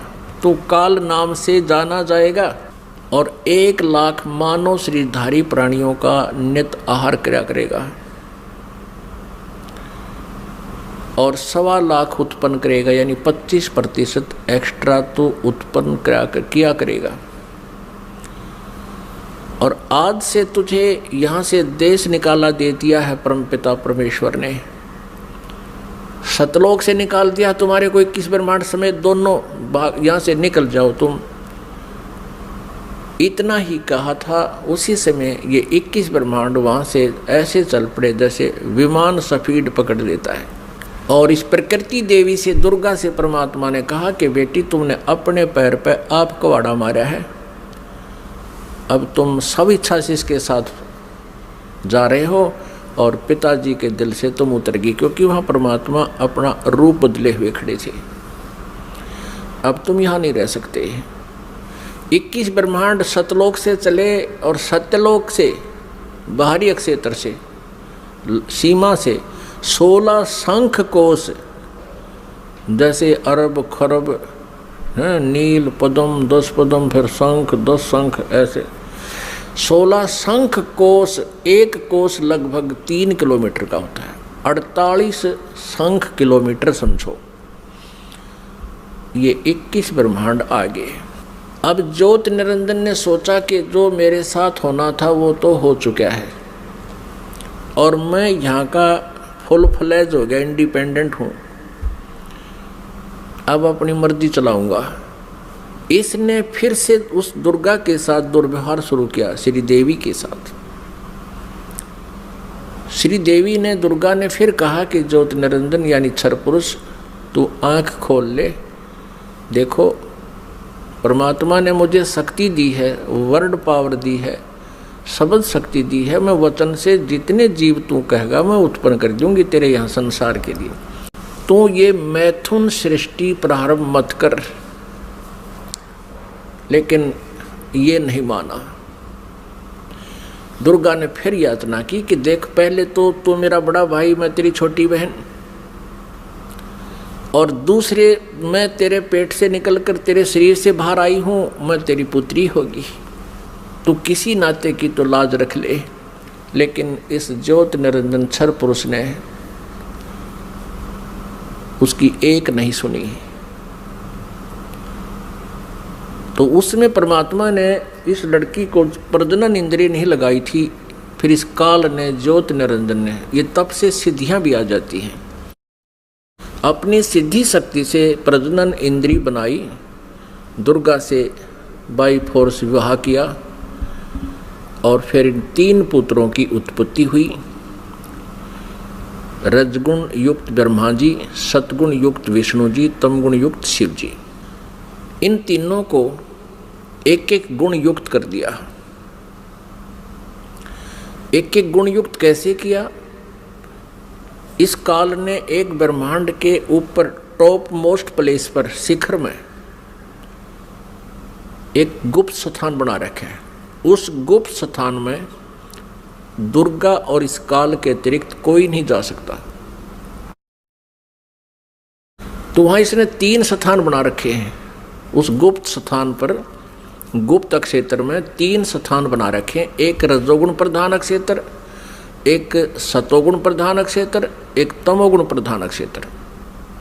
जैसे किसी मकान में 3 कमरे हों, 3 कक्ष, एक कक्ष में अश्लील चित्र लगे हों, और दूसरे में साधु संत फकीरों के, महापुरुषों के चित्र लगे हों, और तीसरे में सूरवीरों के, शहीदों के चित्र लगे हों। जिसमें व्यक्ति उन अश्लील चित्र लगे हुए कक्ष में प्रवेश करेगा तो वहां जाकर उसका स्वभाव वैसा ही बन जाएगा, बट नेचुरल है। और फिर वो जाएगा उस जहाँ साधु संत फकीरों के चित्र लगे हैं, उसमें जाता है तो उसका एकदम विचार भाव बहुत ही विनम्र हो जाता है और भाव बदल जाते हैं। ऐसे ही जब वो जिस कक्ष में सूरवीरों के, शहीदों के चित्र लगे हैं, तो वहाँ जाते ही उसका अपने आप मनोबल उसी प्रकार का हो जाता है, स्वभाव बन जाता है। तो ठीक इसी प्रकार इन तीनों पुत्रों को, रजगुण युक्त ब्रह्मा जी को जो कैसे बनाया कि दुर्गा को अपनी पत्नी रूप में, इस श्री देवी को पत्नी रूप में रखा। जब ये रजोगुण प्रधान क्षेत्र में निवास करने लगे तो उस समय इस क्षर पुरुष ने, ज्योति निरंजन ने अपने 5 मुख बना लिए और वहाँ रहने लगे। इन दोनों के संयोग से जो पुत्र उत्पन्न हुआ वो पंचमुखी हो गया। और जब तक वो उस रजोगुण प्रधान क्षेत्र में रहे, इन दोनों का मनोभाव ऐसा ही बना रहा, जिस कारण से वो सभी गुण ब्रह्मा जी में प्रवेश कर गए। और फिर बचपन से ही ब्रह्मा जी को इन्होंने कोमा में कर दिया, परवरिश जारी रखी। जैसे देखा है, एक बता रहा था जी 10 वर्ष से एक लड़का कोमा में है, एक व्यक्ति का कोमा में, एक पाइप के द्वारा उसमें आहार पेट में भेज देते हैं। तो ऐसे रखते हैं, ये कोमा में रखते हैं, युवा होने पर इनको सचेत कर देते हैं। अब दूसरे क्षेत्र जो सतोगुण प्रधान क्षेत्र है, उसमें ये काल विष्णु रूप बना लेता है, ये क्षर पुरुष, और अपनी पत्नी दुर्गा को वहाँ रखता है महालक्ष्मी रूप बना के। इन दोनों के संयोग से सतोगुण प्रधान क्षेत्र में जो पुत्र उत्पन्न होता है वो वैसा ही सतोगुण युक्त हो जाता है। और फिर विष्णु जी को भी ऐसे ही ये कोमा में रखते हैं, युवा होने पर इसको भी सचेत कर देते हैं। फिर ये तीसरे तमोगुण प्रधान क्षेत्र में चले जाते हैं। कौन? ये क्षर पुरुष और दुर्गा। अब श्री देवी का वहाँ रूप पार्वती जैसा बना लेते हैं, और स्वयं ये शिव रूप बना लेता है। जैसे शिव जी का आप रूप देखते हो ऐसा ही तो शिव रूप बना लेता है। और उस तमोगुण प्रधान क्षेत्र में रहते हैं, वहाँ इनके संयोग से जो पुत्र उत्पन्न होता है वो ऑटोमेटिकली तमगुण युक्त हो जाता है। और जब वो पुत्र बड़ा होता है उससे पहले उसको कोमा में रखते हैं, उसी तरह युवा होने पर उनको सचेत कर देते हैं। जब ये युवा हो जाते हैं तीनों को इकट्ठा कर देते हैं। इकट्ठा करके फिर ये काल क्या कहता है, जब ये तीनों पुत्र युवा हो गए और कार्य करने योग्य हो गए, सृष्टि की स्थिति ये संभालने योग्य हो गए, तब इस काल ने क्षर ब्रह्म ने क्षर पुरुष ने कहा अपनी पत्नी दुर्गा से कि आज के बाद मैं किसी के समक्ष अपने ओरिजिनल वास्तविक रूप में नहीं आऊँगा, ये मेरी प्रतिज्ञा है। और आप जाओ नीचे इन लोकों में 21 ब्रह्मांडों में और संभालो सारी सृष्टि को। अब दुर्गा ने कहा कि ज्योति निरंजन मैं तेरे बस पड़ गई हूँ, अपने पैर पे मैंने आपको कुल्हाड़ा मार रखा है, कुल्हाड़ी मार ली, अब तू जैसे नाच नचाएगा मुझे नाचना पड़ेगा। एक बात बता, मैं स्त्री अकेली कैसे इतने लंबे चौड़े ब्रह्मांड को चलाऊंगी, आप मेरे साथ रहोगे तो मुझे सहयोग मिलेगा। तब उसने कहा कि मैं गुप्त रहूँगा, कभी किसी के समक्ष नहीं आऊँगा, अपनी योग माया से छुपा रहूँगा, लेकिन मैं तेरा सहयोग पल पल पर देता रहूँगा। तू तो केवल निमित्त मात्र होगी, जो भी कुछ करूँगा मैं अपना आप करूँगा, मेरे कर्म अलौकिक होंगे। इतना कहकर दुर्गा को इन तीनों पुत्रों के पास भेज दिया। दुर्गा ने इन तीनों को सचेत किया, एक स्थान पर इकट्ठा कर दिया प्रेरणा कर करके। तब इनसे कहा कि तुम तीनों कार्य करो अपना अपना, ब्रह्मा सृष्टि उत्पत्ति और विष्णु स्थिति और शिव संहार करो। तब इन्होंने कहा कि माता कहीं स्थान तो है ही नहीं, सब जल ही जल है, हम कहाँ रहेंगे। इनको वहाँ समुद्र के अंदर अक्षीर समुद्र में रखा हुआ था। तब दुर्गा ने कहा कि तुम चलो तीनों विमान में बैठो। इनको बहुत कुछ दिखाया, ऊपर के लोक लाख दिखाए सारे। फिर इन तीनों को की 3 राजधानियां बना रखी हैं, एक शिवपुरी, एक विष्णुपुरी और एक ब्रह्मापुरी। शिवलोक कहो से शिवपुरी कहो, ब्रह्मापुरी को से ब्रह्मालोक कहो, और विष्णुपुरी को चाहे विष्णु लोक को। इनको तीनों को एक एक लोक में भेज दिया, अपनी न्यारी स्थान दे दिए। फिर इनसे कहा कि तीनों से कहा कि जाओ तुम सागर मंथन करो। आदेश दुर्गा को देता है ये ब्रह्म सरपुरुष क्षर ब्रह्म, और दुर्गा इन बच्चों से कह देती है कि जाओ तुम सागर मंथन करो। आगे से काल ने सब व्यवस्था कर रखी थी। प्रथम बार जो सागर मंथन हुआ, इस काल ने क्या किया कि अपने श्वासों से 4 वेद छुपा दिए उसमें समुद्र में। सागर मंथन करने से वो 4 वेद बाहर आए, लिपिबद्ध हुए वे। जैसे दूध का प्रारूप कुछ होता है, उसमें जामन लगा देते हैं, दही बनती है, दही को रिड़कते हैं तो मक्खन का कुछ और ही प्रारूप होता, फिर दोबारा लस्सी में नहीं मिल सकता। तो इस प्रकार वो 4 वेद अपने आप बहुत सुंदर कमल के फूलों पर रखे हुए आए। ब्रह्मा ने 4 उठा लिए। अब वो वेद लेकर आए तो दुर्गा ने आकाशवाणी काल ने बता दिया था कि ब्रह्मा को कहो ये वेद पढ़े, और मैं उसको अंदर से प्रेरणा कर करके कुछ अर्थ बताऊंगा। तो ब्रह्मा ने, उससे पहले ब्रह्मा और विष्णु और शिव वेद पढ़ने से पहले तीनों दुर्गा से पूछा करते थे कि माता हमारा पिता कौन है। दुर्गा को काल ने मना कर दिया था कि तुम मेरा भेद नहीं बताओगी। उसी समय ये कह दिया था कि तुम मेरे बारे में किसी को नहीं बताएगी, नहीं तो तेरी खैर नहीं है। अब उस काल के डर से, ज्योति निरंजन क्षर पुरुष के डर से दुर्गा ने सब भेद गुप्त रखा। अपने पुत्रों को बताया, बेटा तुम्हारा कोई पिता नहीं, मैं ही तुम्हारी माता हूँ, मैं ही तुम्हारा पिता हूँ, मैं ही सारी सृष्टि की रचनहार हूँ। तो बच्चों ने मान लिया जैसे माँ बताती है। जब ब्रह्मा जी ने वेदों को पढ़ा, उसमें देखा कि सृष्टि रचनहार तो कोई और है। वो परम अक्षर ब्रह्म है। ब्रह्मा ने पूछा माता ये वेद कैसे मिले हमारे को? दुर्गा ने कहा ये भगवान ने दिए हैं भाई, ये गॉड गिवन है। अच्छा, तो फिर ब्रह्मा ने कहा माता वेदों में लिखा है कि परमात्मा साकार है, मनुष्य सदृश है, सह शरीर है, और आप कह रही हो कि तुम्हारा कोई पिता नहीं। वेदों में लिखा कि वो उसी ने सब कुछ, सबकी रचना की है, सबका रचनहार है, कुल का मालिक है। तो अब वेद झूठे नहीं हो सकते क्योंकि गॉड गिवन बता रही आप। अब दुर्गा फंस गई, अपना आत्मा कितनी झूठ बोल ले, सच्चाई ऊपर आए बिना रहा नहीं करती।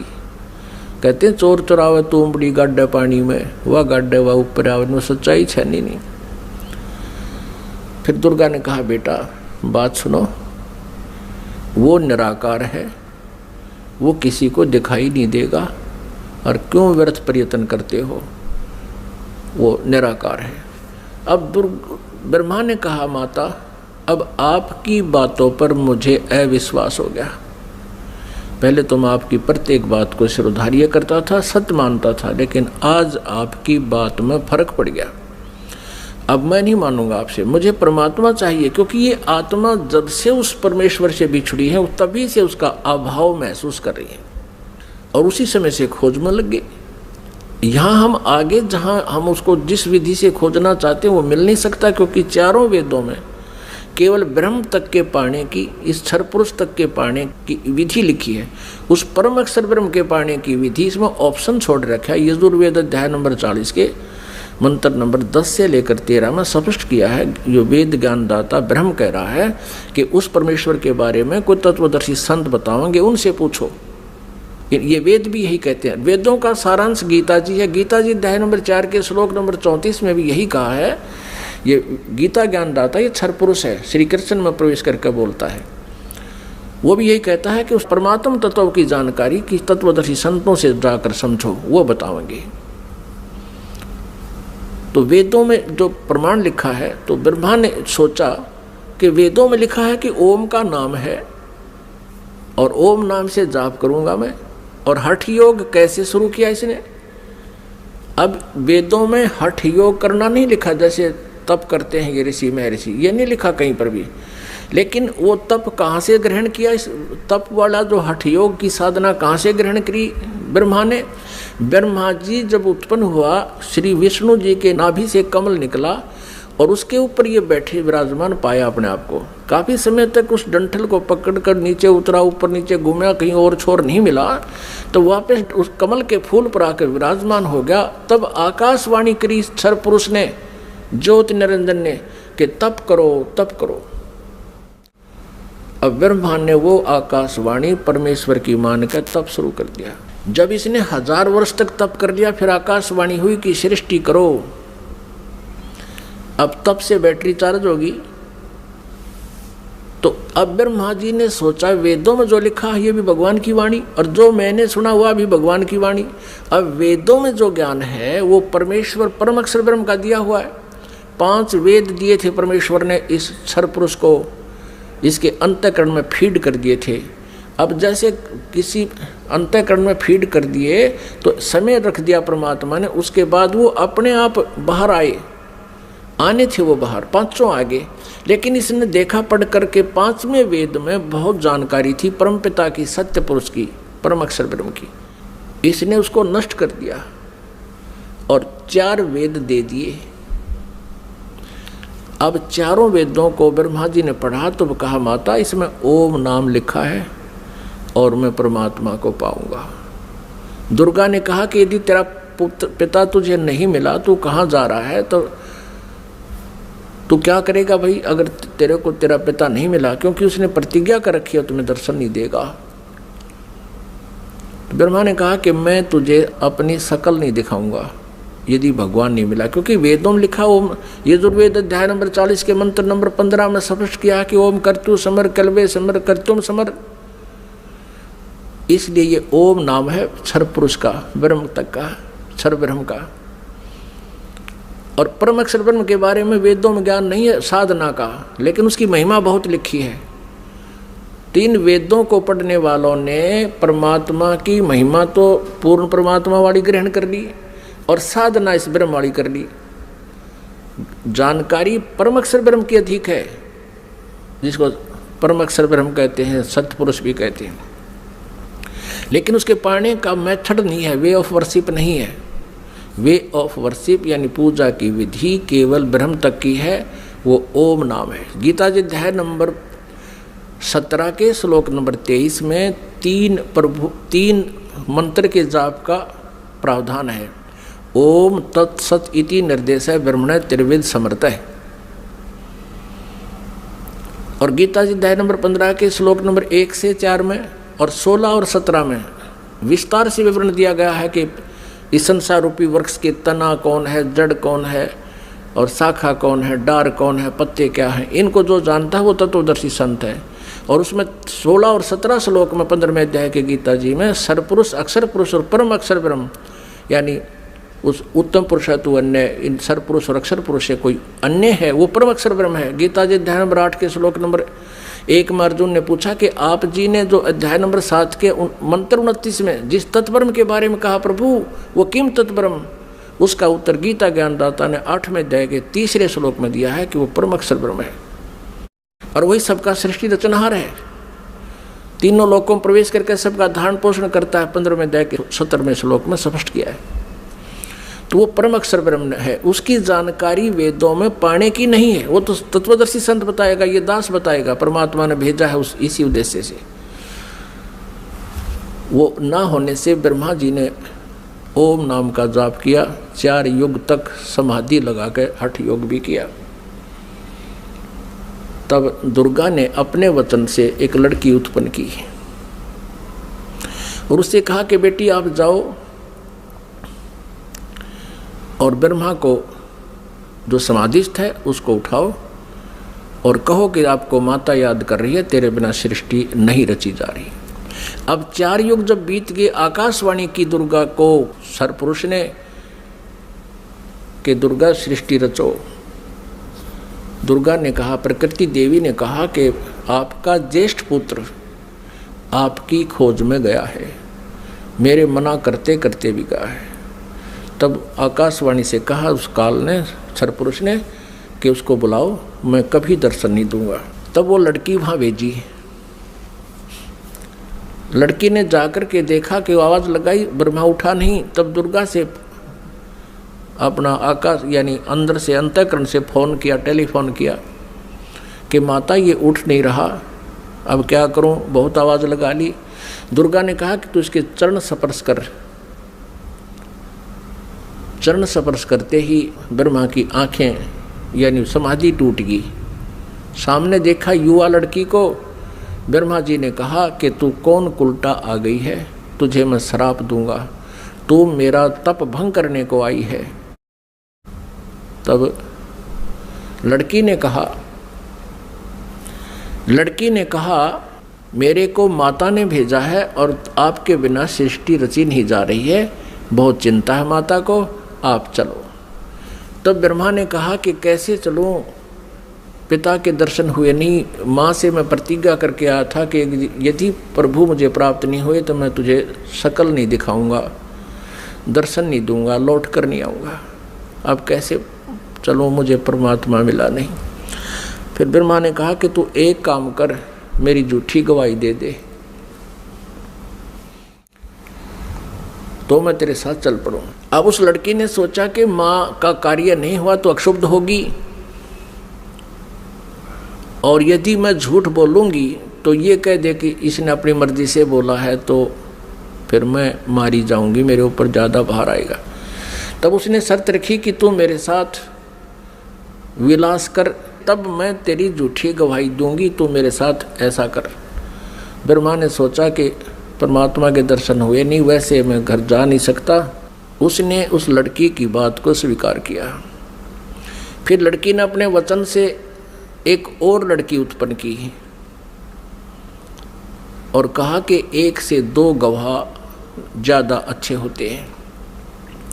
उस लड़की से कहा दूसरे नंबर की से कि तू भी गवाही देना कि ब्रह्मा जी को पिता के दर्शन हो गए। और हमारे सामने होगे। उसने भी यही शर्त रखी इसी उद्देश्य से, कहीं मैं झूठी ना सिद्ध कर दे मुझे ये और ये आप बच जावें। उस लड़की ने भी वही शर्त रखी, ब्रह्मा ने वो स्वीकार किया। अब तीनों के तीनों माँ के पास आ गए, दुर्गा के पास। अब दुर्गा ने पूछा, प्रकृति देवी ने पूछा ब्रह्मा से, क्या आपको अपने पिता के दर्शन हो गए? अब सुनियोजित षड्यंत्र के तहत ब्रह्मा ने कहा, हाँ मुझे पिताजी के दर्शन हो गए। तो दुर्गा ने कहा कि भाई कैसे मानूं मैं तेरी बात को, क्योंकि दुर्गा को तो फाइनल था कि उसने कह रखा कि मैं दर्शन नहीं दूंगा, ये मेरा फाइनल आदेश है, फाइनल फैसला है, डिसीजन है। अब दुर्गा को पूरा दृढ़ विश्वास था कि ऐसा तो हो नहीं सकता। तो उसने कहा कोई गवाह बता भाई, कोई एविडेंस दे। ब्रह्मा ने कहा कि दोनों लड़कियां मेरी गवाह हैं। अब उस दोनों लड़कियों से दुर्गा ने पूछा कि बताओ तुम्हारे सामने इसको दर्शन हुए? हाँ। दोनों ने झूठी गवाही दे दी कि हमारे सामने इसको ब्रह्मा जी को भगवान ने दर्शन दिए हैं, मनुष्य दृश्य है। क्योंकि वेदों में लिखा है, यजुर्वेद अध्याय नंबर 5 के श्लोक नंबर 1 में और 5 के मंत्र नंबर 8 में, तो 8 में तो 3 बार लिखा भगवान के विषय में, और यजुर्वेद अध्याय नंबर 5 के श्लोक नंबर 1 मंत्र में 2 बार लिखा, अग्ने तनुरसी विष्णुवे तवा सोमस्य तनुरसी। परमात्मा सहशरीर है, उस परमेश्वर का सबके धारण पोषण करने के लिए उस अमर पुरुष का शरीर है। और ऋग्वेद मंडल नंबर 1 सूक्त नंबर 31 मंत्र नंबर 18 में स्पष्ट किया है कि वो नरवत अग्नि, मनुष्यवत, मनुष्य के समान है वो परमात्मा। तो ब्रह्मा को वेदों से तो पता था कि भगवान मनुष्य जैसा है, उधर से उनको समझा दिया, तुम न्यों बता दियो भगवान मनुष्य जैसा है। अब दुर्गा को सभी ने जब गवाही दे दी तो दुर्गा समंजस में पड़ गई कि मेरे को तो वो कह रहा था मैं दर्शन दूंगा ही नहीं, और इन बच्चों को दर्शन दे दिए।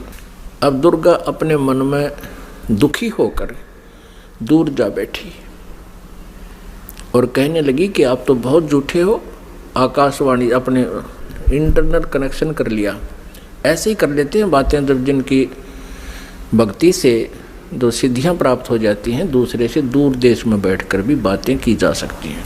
अब दुर्गा ने कहा कि आप झूठे हो, आप झूठ भी बोलते हो, संभालो अपने काम को, आप ही करो, मुझे कुछ कहते हो, बच्चों को कुछ कहा है। तब उस आकाशवाणी की उस काल ने, ब्रह्म ने, क्षरब्रह्म ने कि तीनों झूठ बोल रहे हैं, मैंने कोई दर्शन नहीं दिए।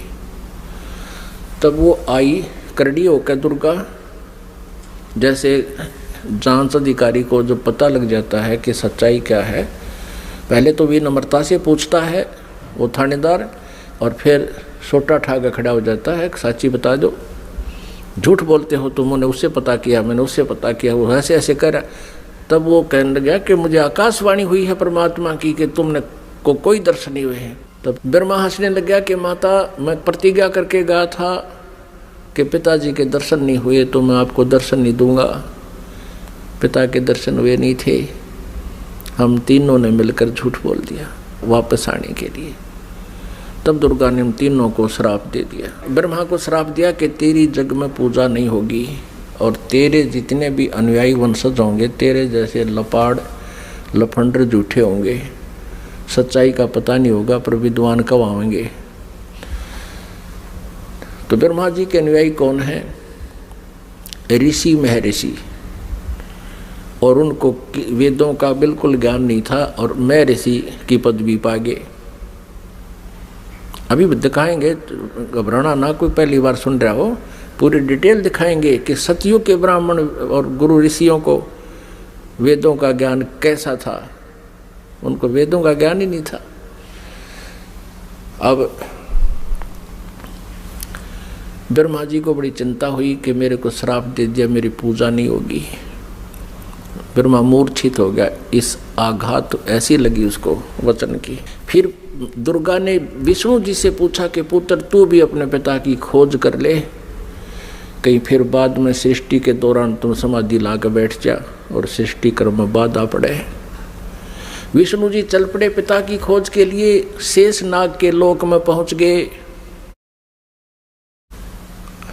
पुण्यात्माओं, प्रत्येक प्राणी ने अपनी जो डायरेक्शन कायम कर रखी है, सीमा कायम कर रखी है। जोटे ने भैंसे नापनी कर रखी है, जब दूसरा भैंसा आ जाता लड़ मरा उसके साथ। कुत्ते ने अपनी सीमा बांट रखी है। ऐसे ही जो ही शेष नाग के लोक में विष्णु जी ने प्रवेश किया, तो शेष नाग ने सोचा कि तेरे लोक में, तेरी जुरिडिक्शन में ये कैसे आ रहा है निर्भय होकर के, इसको किसी का खौफ नहीं, मैं यहाँ का सम्राट हूं। अब जो ही विष्णु जी निकट आए तो उसने 1000 फन ऐसे फैला लिए शेष नाग ने, और 1000 फनों से विष का फुहारा छोड़ दिया। जैसे धुंध हो जाती है, ऐसे विष्णु जी के चारों तरफ उस विष के फुहारे की धुंध होगी, और श्री विष्णु जी के शरीर पर, पूरे शरीर पर ऐसा पेंट हो गया काला, उस विष से काला शरीर हो गया। अब विष्णु जी ने देखा कि इस नाग ने ये क्या कर दिया, मैंने इसको कुछ कहा नहीं, आगंतुक के साथ ये ऐसा दुर्व्यवहार करता है, मैंने इसको कुछ कहा नहीं, कोई इसको हानि पहुंचाई नहीं, मैं तो अपना कोई किसी खोज में आया था और इसका इतना दिमाग खराब है। अब विष्णु जी ने सोचा कि ला इसको ख़त्म कर देता हूँ, इस नाग कीड़े को। जो ही शेष नाग को मारने के लिए आगे को चले विष्णु जी, आकाशवाणी की उस ब्रह्म ने, क्षर पुरुष ने, इनके पिता ने, कि विष्णु तुम ऐसे एक दूसरे को मारते रहोगे तो सृष्टि कैसे चलेगी, तुम वापस जाओ, और कहीं पर मैं कभी किसी के सामने नहीं आऊंगा, मैं दर्शन नहीं दूंगा किसी को, मेरी उपलब्धि कोई नहीं कर सकता, और जाके अपनी माता को सच सच बता दे कि मुझे दर्शन नहीं हुए। यदि तू झूठ बोलेगा तो तेरा भी हरास ब्रह्मा जैसा होगा। और इस शेष नाग ने जो तेरे साथ अभद्र व्यवहार किया है, इसका ऑयल, इसका टिट फॉर टैट, यानी इसका बदला तू द्वापर युग में श्री कृष्ण रूप में जाएगा, तब तू इसका बदला लेना, और अब इसको कुछ मत कहे। विष्णु जी को जब आकाशवाणी हुई, उसने परमात्मा की आकाशवाणी मान के वापस माँ के पास आ गया। दुर्गा ने पूछा, बेटा तूने अपने पिता के दर्शन हुए? विष्णु जी ने कहा कि नहीं माता, मुझे कोई दर्शन नहीं हुए। और माता ने पूछा, फिर तेरा हाल ऐसा कैसा हो गया कि ऐसे ऐसे शेष नाग के लोक में चला गया, उसने मेरे साथ ऐसा किया, और आकाशवाणी में कहा है कि इसको अब मत मार, द्वापर युग में जब तू श्री कृष्ण रूप में जाएगा तब तुझे इसका बदला दिलाऊंगा। अब दुर्गा ने विष्णु जी को सीने से लगा लिया कि बेटा तेरे को सतिथि का विभाग दिया जाएगा और तेरी पूजा जगमा होगी, और तू बहुत सच्चा व्यक्ति है। अब तीसरे शिव जी के पास दुर्गा गई, अपने पुत्र के पास, और कहा, बेटा तेरे 2 भाइयों को तो पिता के दर्शन हुए नहीं, उन्होंने खूब ट्राई कर ली, अब आप भी खोज कर लो अपने पिता की, कहीं फिर बाद में सृष्टि कर्म शुरू हो जाए, उसके बाद तुम जाओ कितना संन्यास धारण करो, अभी जाके खोज कर ले। भगवान शिव जी ने, शंकर ने समझदारी की, कहा, माता जब मेरे 2 बड़े भाइयों को पिता के दर्शन नहीं हुए, ब्रह्मा जी ने तो 4 युग समाधि भी लगाई, और विष्णु जी ने वैसे घूम घाम कर ढूंढना चाहा, तो मैं तो ट्राई नहीं करता माता, पर मुझे एक वरदान दे दो। दुर्गा से शिव जी ने कहा, तमोगुण शिव ने कहा कि मुझे एक वर दे दो माता, कि मेरी मृत्यु कभी ना हो, मैं अमर हो जाऊं।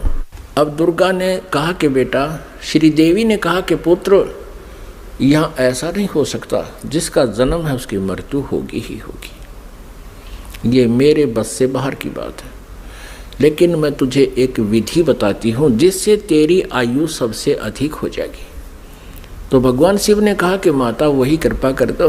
तो दुर्गा ने कहा कि बेटा इस आयु के बढ़ाने का एक विधि है, तरीका है कि प्राणायाम करके श्वास को सूक्ष्म कर ले, एक स्थान पर बैठा रहे और सूक्ष्म श्वास कम से कम लेने से आयु बढ़ जाती है, क्योंकि आयु श्वासों पर आधारित है। तो भगवान शंकर ने यही सिरोधार्य किया, जैसे आप किया गया। आप देखते हो ज़्यादातर भगवान शिव जी समाधिस्थ रहते हैं, इनकी आयु भी सबसे लंबी है। 7 ब्रह्मा की मृत्यु के उपरांत एक विष्णु जी की मृत्यु होगी, 7 विष्णु जी की मृत्यु के उपरांत एक शिव जी की मृत्यु होगी, तमोगुण शिव की। इसकी इतनी लंबी आयु है। और एक ब्रह्मा जी की आयु कितनी है? ब्रह्मा जी का एक दिन, रजगुण ब्रह्मा जी का एक दिन 1000 चतुर्युग का होता है। और इतनी ही रात्रि, एक चतुर्युग में कितने वर्ष हैं हमारे मनुष्यों के? 43,20,000 वर्ष एक चतुर्युग में। ऐसे ऐसे 1000 चतुर्युग का ब्रह्मा जी का दिन और इतनी ही रात्रि। 30 दिन रात का महीना, 12 महीने का एक वर्ष और 100 वर्ष की ब्रह्मा जी की आयु। इससे 7 गुना विष्णु जी की, सतगुण विष्णु जी की, और विष्णु जी से 7 गुना तम गुण शिव जी की, इतनी लंबी आयु होगी। फिर इन तीनों पुत्रों का दुर्गा ने विवाह करना चाहा। आकाशवाणी की उस काल ब्रह्म ने, सरपुरुष ने दुर्गा जी से कि दुर्गा तो इन तीनों बच्चों को पुनः सागर मंथर पर भेज दे और वहाँ इनका विवाह करने के लिए तू ही 3 रूप बना करके 3 लड़कियों के रूप से निकलना है। अब श्री देवी ने 3 रूप बनाए, गुप्त, और समुद्र में छुपा दिए। उधर से तीनों पुत्रों से कहा कि जाओ बेटा तुम सागर मंथन करो। उधर से ये काल सब व्यवस्था कर देता है। इन्होंने जाकर के सागर मंथन दूसरी बार किया तो 3 लड़कियां बाहर आई। अब माता ने कहा था बेटा जो पहले निकले उसकी पहचान कर लेना, अलग अलग। दूसरी बार जो निकले उसकी पहचान तीसरे के। तो तीनों ने आगे पीछे कर लिया, उनको माँ के पास ले आए। दुर्गा ने पूछा पहले कौन सी निकली थी? कि ये वाली। उसका नाम सावित्री रख दिया और ब्रह्मा से कहा कि ये तेरी पत्नी रूप में होगी। दूसरी को कहा तेरा नाम लक्ष्मी होगा और विष्णु जी से उसका विवाह कर दिया। और तीसरी से कहा कि तेरा नाम उमा होगा और उसका विवाह शिव जी से कर दिया। अब यहाँ से इस एक ब्रह्मांड में काल सृष्टि प्रारंभ हुई। इस क्षर पुरुष का परिवार प्रारंभ हुआ। इससे सुर और असुर उत्पन्न हुए। और पुण्यात्मा, जो पुराणों में हम सागर मंथन सुनते हैं कि 14 रत्न निकले, भगवान शिव ने विष को ग्रहण किया, वो तो बहुत बाद की बातें हैं। तो पहले ये इस प्रकार सागर मंथन हुए थे। वो इन वेदों में, इन पुराणों में नहीं है, वो सूक्ष्म वेद में है, 5वें वेद में। पुण्यात्माओं, अब ये है वो सृष्टि रचना जो 5वें वेद में है, सूक्ष्म वेद में है। अब 5वें वेद का हमें पता नहीं था। आदि शंकराचार्य जी ने अपने द्वारा रची पुस्तक में उस सूक्ष्म वेद का, 5वें वेद का वर्णन किया है और उन्होंने अपने द्वारा रची उस पुस्तक में उसको मेंशन किया है। समय आने पर दिखाएंगे। अब परमेश्वर कबीर देव जी ने 600 वर्ष पहले सन 1398 में वो सशरीर आए थे। सतलोक से चलकर एक शिशु का रूप धारण किया था। काशी शहर में बने एक लहर तारा नामक तालाब पर कमल के फूल पर विराजमान हुए थे प्रभु। और ये 5वां वेद प्रदान करने के लिए आते हैं अपने मुखारविंद से। और उनको एक निसंतान जुल्हा दंपति उठा ले गए थे जुलाहे के घर प्रभु परवेश की लीला करते हुए बड़े हुए, वही कार्य करके दिखाया जनता को, क्योंकि ऐसी परमात्मा लीला किया करते हैं। वेदों में ऐसा ही लिखा है कि वो परमात्मा आता है प्रत्येक युग में, और ऐसे मनुष्य जैसी एक जीवन मनुष्य जैसे कर्म करके ये लीला करता हुआ अपना निर्वाह करके दिखाता है। ऋग्वेद मंडल नंबर 1 सूक्त नंबर 31 मंत्र नंबर 17 में। तो फिर परमात्मा ने वो वाणी आज से 600 वर्ष पहले अपने मुख कमल से गीता जी अध्याय नंबर 4 के श्लोक नंबर 32 में जिसके विषय में कहा है कि धार्मिक यज्ञों यानी अनुष्ठानों की अत्यधिक जानकारी, विस्तार के साथ सत्य जानकारी, सही जानकारी ब्रह्मणे मुखे, ब्रह्मणे माने सच्चिदानंद घन ब्रह्म, मुखे माने उसके मुखारविंद से उच्चारित वाणी में बिल्कुल विस्तार से कही गई है। वो तत्व ज्ञान है।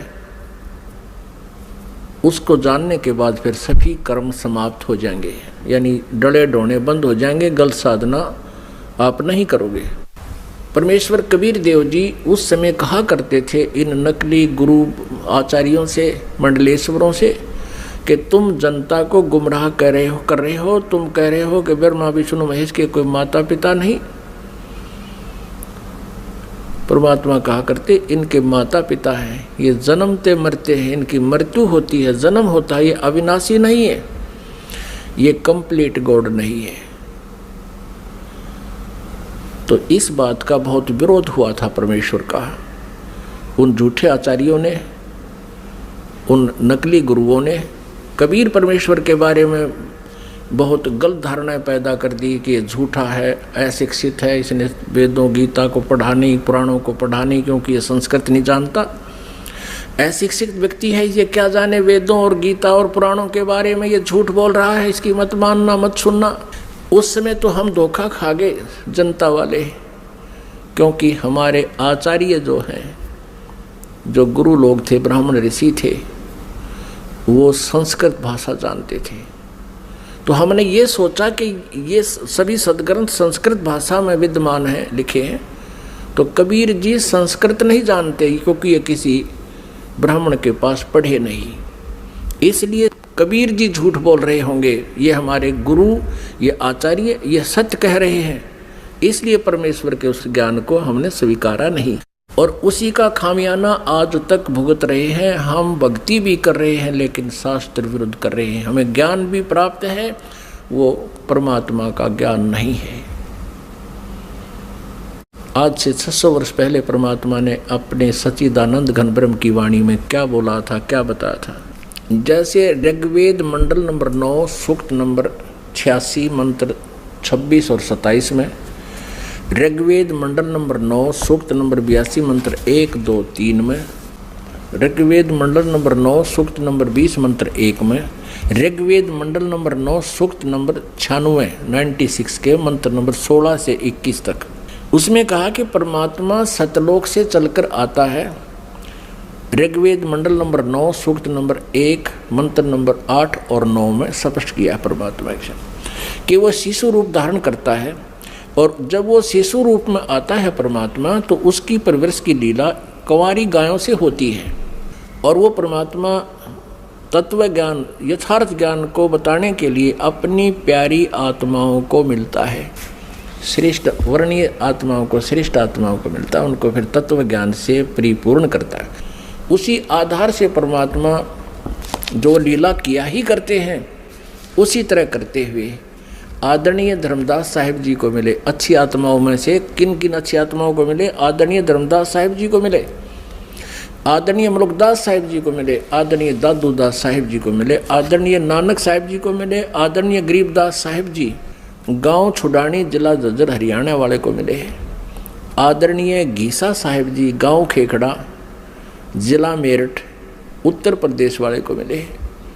तो वो परमात्मा के गुणों में लिखा है कि वो ऐसा करते हैं, वेद भी गवाही दे रहे हैं। उसी आधार से परमात्मा धर्मदास साहिब जी को मिले थे, जो बांधवगढ़ के रहने वाले थे, मथुरा में गए हुए थे भगवान की खोज में। वहाँ परमात्मा ने कहा था इन तीर्थों पर भगवान नहीं है, भगवान आपके सदग्रंथों में लिखी हुई विधि से प्राप्त होगा।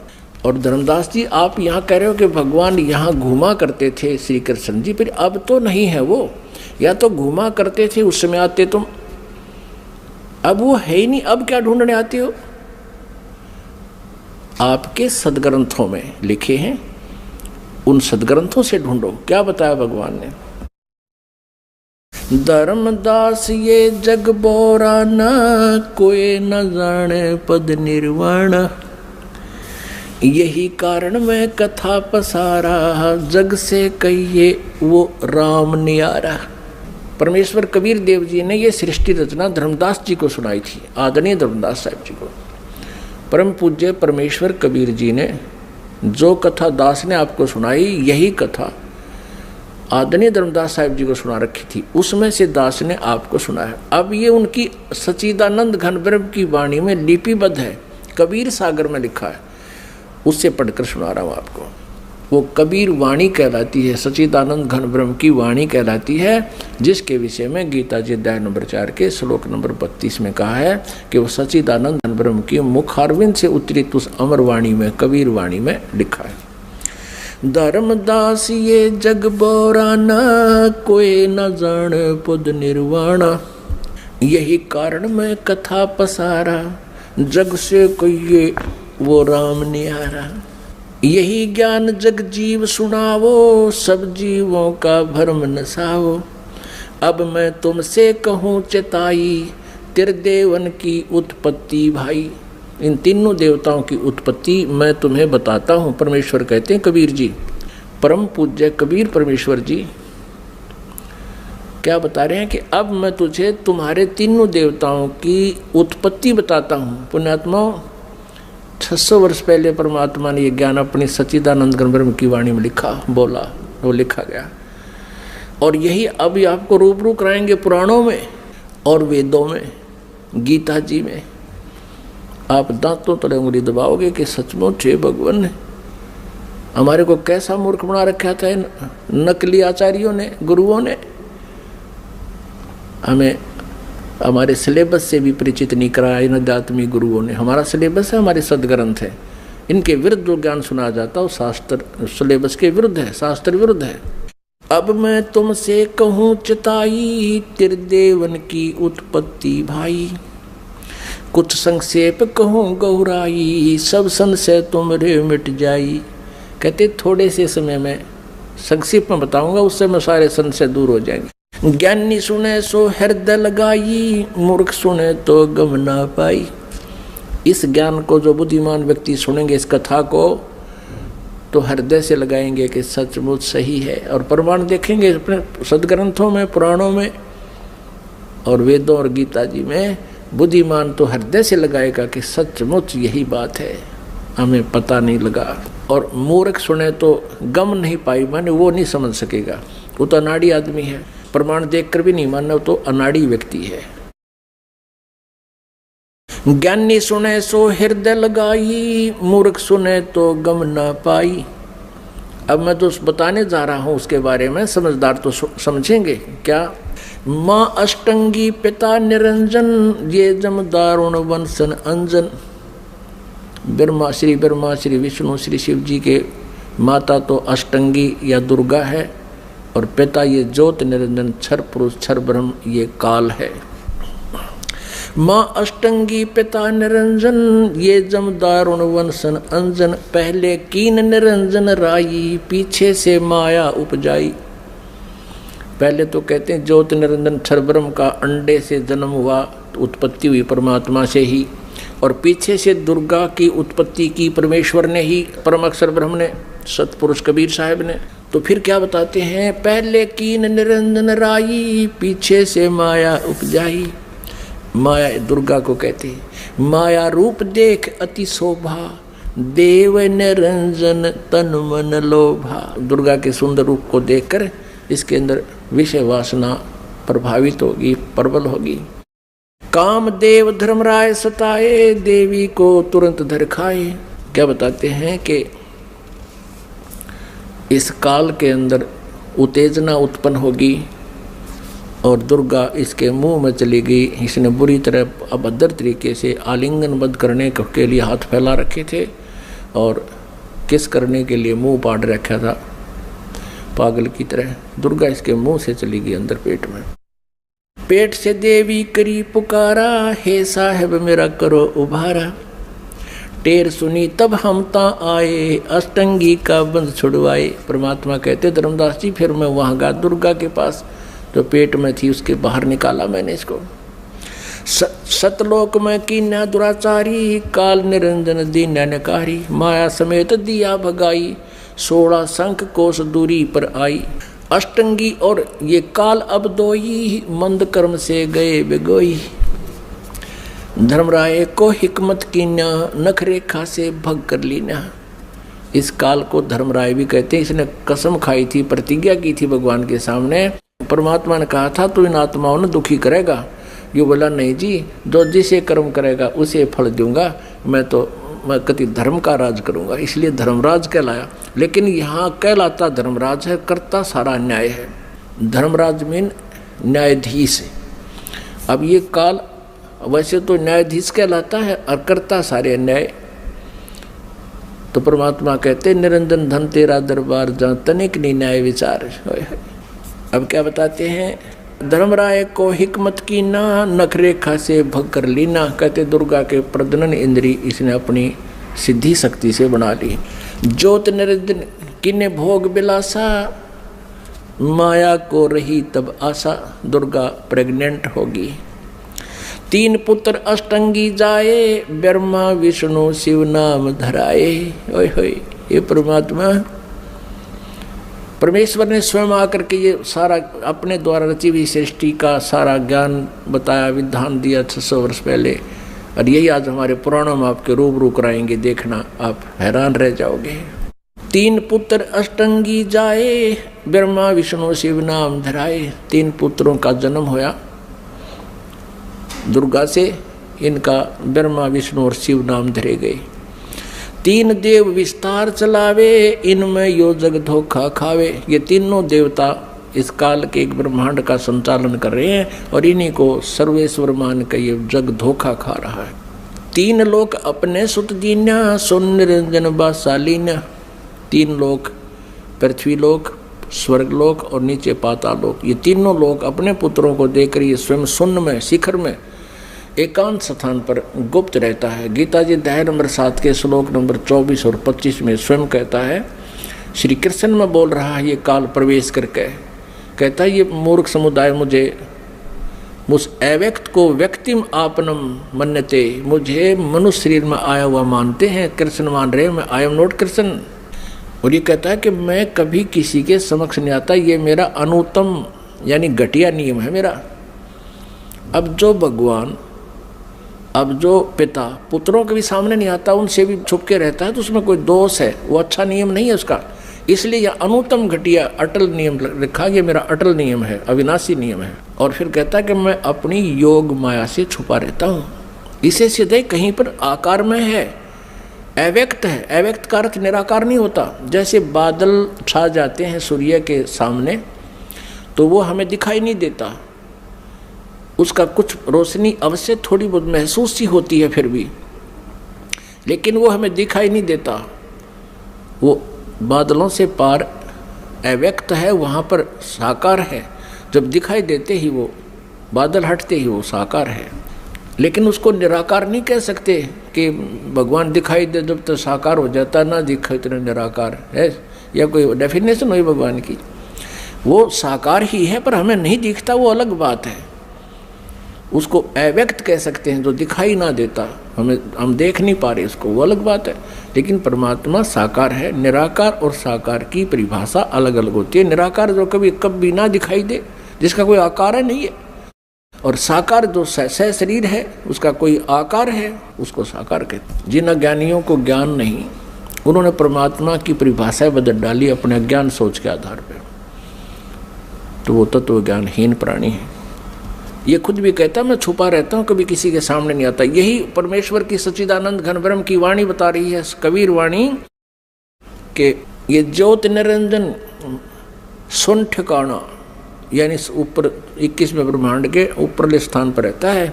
और ब्रह्मा विष्णु शिव भेद न जाने, ब्रह्मा विष्णु में इसको भी नहीं पता वो कहाँ है, कौन है, कैसा है। तीन लोक अपने सुत दीना, सोन निरंजन बासालीना। तीन देव सो उसको ध्यावे, निरंजन का वो पार न पावे। ये तीनों देवता समाधि लगाते फिर भी चेष्टा करते, क्योंकि आत्मा नहीं रुक सकती भगवान बिना। कभी कभी ये फिर भी तपस्या करने की चेष्टा करते हैं थोड़ी बहुत वर्षों तक, लेकिन उसका भेद नहीं पाए। और पहले ही उन्होंने ट्राई करके देख लिया, इन्होंने परमात्मा नहीं मिले। इसलिए दुर्गा ने उन्हें बता दिया कि वो निराकार है, तो इन्होंने स्वीकार कर लिया कि वो निराकार है। और इन्होंने भी ट्राई करके देख लिया, नहीं मिला, तो सब ने उसकी डेफिनेशन बदल ली अपनी सोच के आधार से कि परमात्मा निराकार है। क्यों दिखाई नहीं दे रहा उनको? उनकी वे ऑफ वर्शिप परमात्मा देखने वाली नहीं थी। वेदों में जो वर्णन है परमात्मा का, ओम नाम और आदि जो साधन है, ये परमात्मा को पाने के नहीं है। क्योंकि गीता जी अध्याय नंबर 11 के श्लोक नंबर 47 और 48 में ये श्रीमद् भगवद गीता जी का ज्ञान ये काल ही दे रहा है श्री कृष्ण में प्रवेश करके। और ये कहता है कि अर्जुन वास्तविक रूप मेरा ये है, विराट रूप दिखाया, और मेरे दर्शन, मेरी प्राप्ति, मेरा ये रूप है, और इस रूप में मैं कभी किसी को दर्शन नहीं देता। इसने प्रतिज्ञा कर रखी है। और ये कहता है कि अर्जुन तेरे से पहले मेरे इस रूप को जो तूने आज देखा, पहले किसी ने नहीं देखा इस विराट रूप को। अब श्री कृष्ण गीता जी बोल रहे होते तो ये नहीं कहते कि मेरा ये विराट रूप, असली रूप ये है, ये काल रूप है, इसको किसी ने पहले नहीं देखा। क्योंकि श्री कृष्ण जी तो कौरवों की सभा में पहले अपना विराट रूप दिखा चुके थे, तो ये शब्द नहीं कहते जो श्रीमद् भगवद गीता अध्याय नंबर 11 के श्लोक 47 में कहा।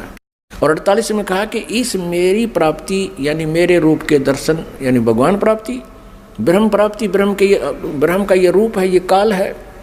कहता ना वेदों वर्णित विधि से, ना किसी जप से, ना तप से, ना किसी क्रिया से कोई भी प्राप्ति नहीं कर सकता।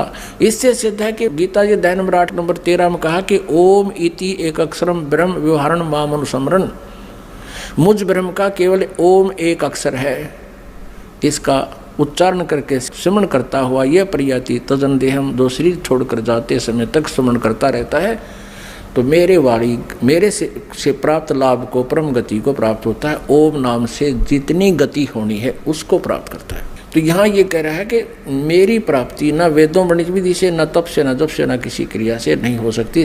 11वें अध्याय के 47-48। तो इससे सिद्ध हो गया कि उस ज्योत निरंजन का किसी ने दर्शन नहीं हुए और उसको कह दिया कि वो निराकार है। कहते खोजत खोजत था किया, अंत कहा बेचून, ढूंढते ढूंढते थक गया, कह दिया भगवान निराकार है। जबकि वो साकार है। वेद साकार बताओ, पुराण साकार बतावे, कुरान साकार बतावे और बाइबल साकार बतावे। और किसी भी धर्म के किसी भी भगत से पूछ लीजिए, सभी कहें भगवान निराकार है। अब आगे आने समय में आपको पूरी डिटेल दिखाएंगे, प्रत्येक शास्त्र में प्रमाण देंगे। इस परमात्मा के द्वारा बताई गई सृष्टि रचना प्रमाणित करेंगे अपने ही सदग्रंथों में, तब आपका विश्वास होगा। बोलो सतगुरुदेव की।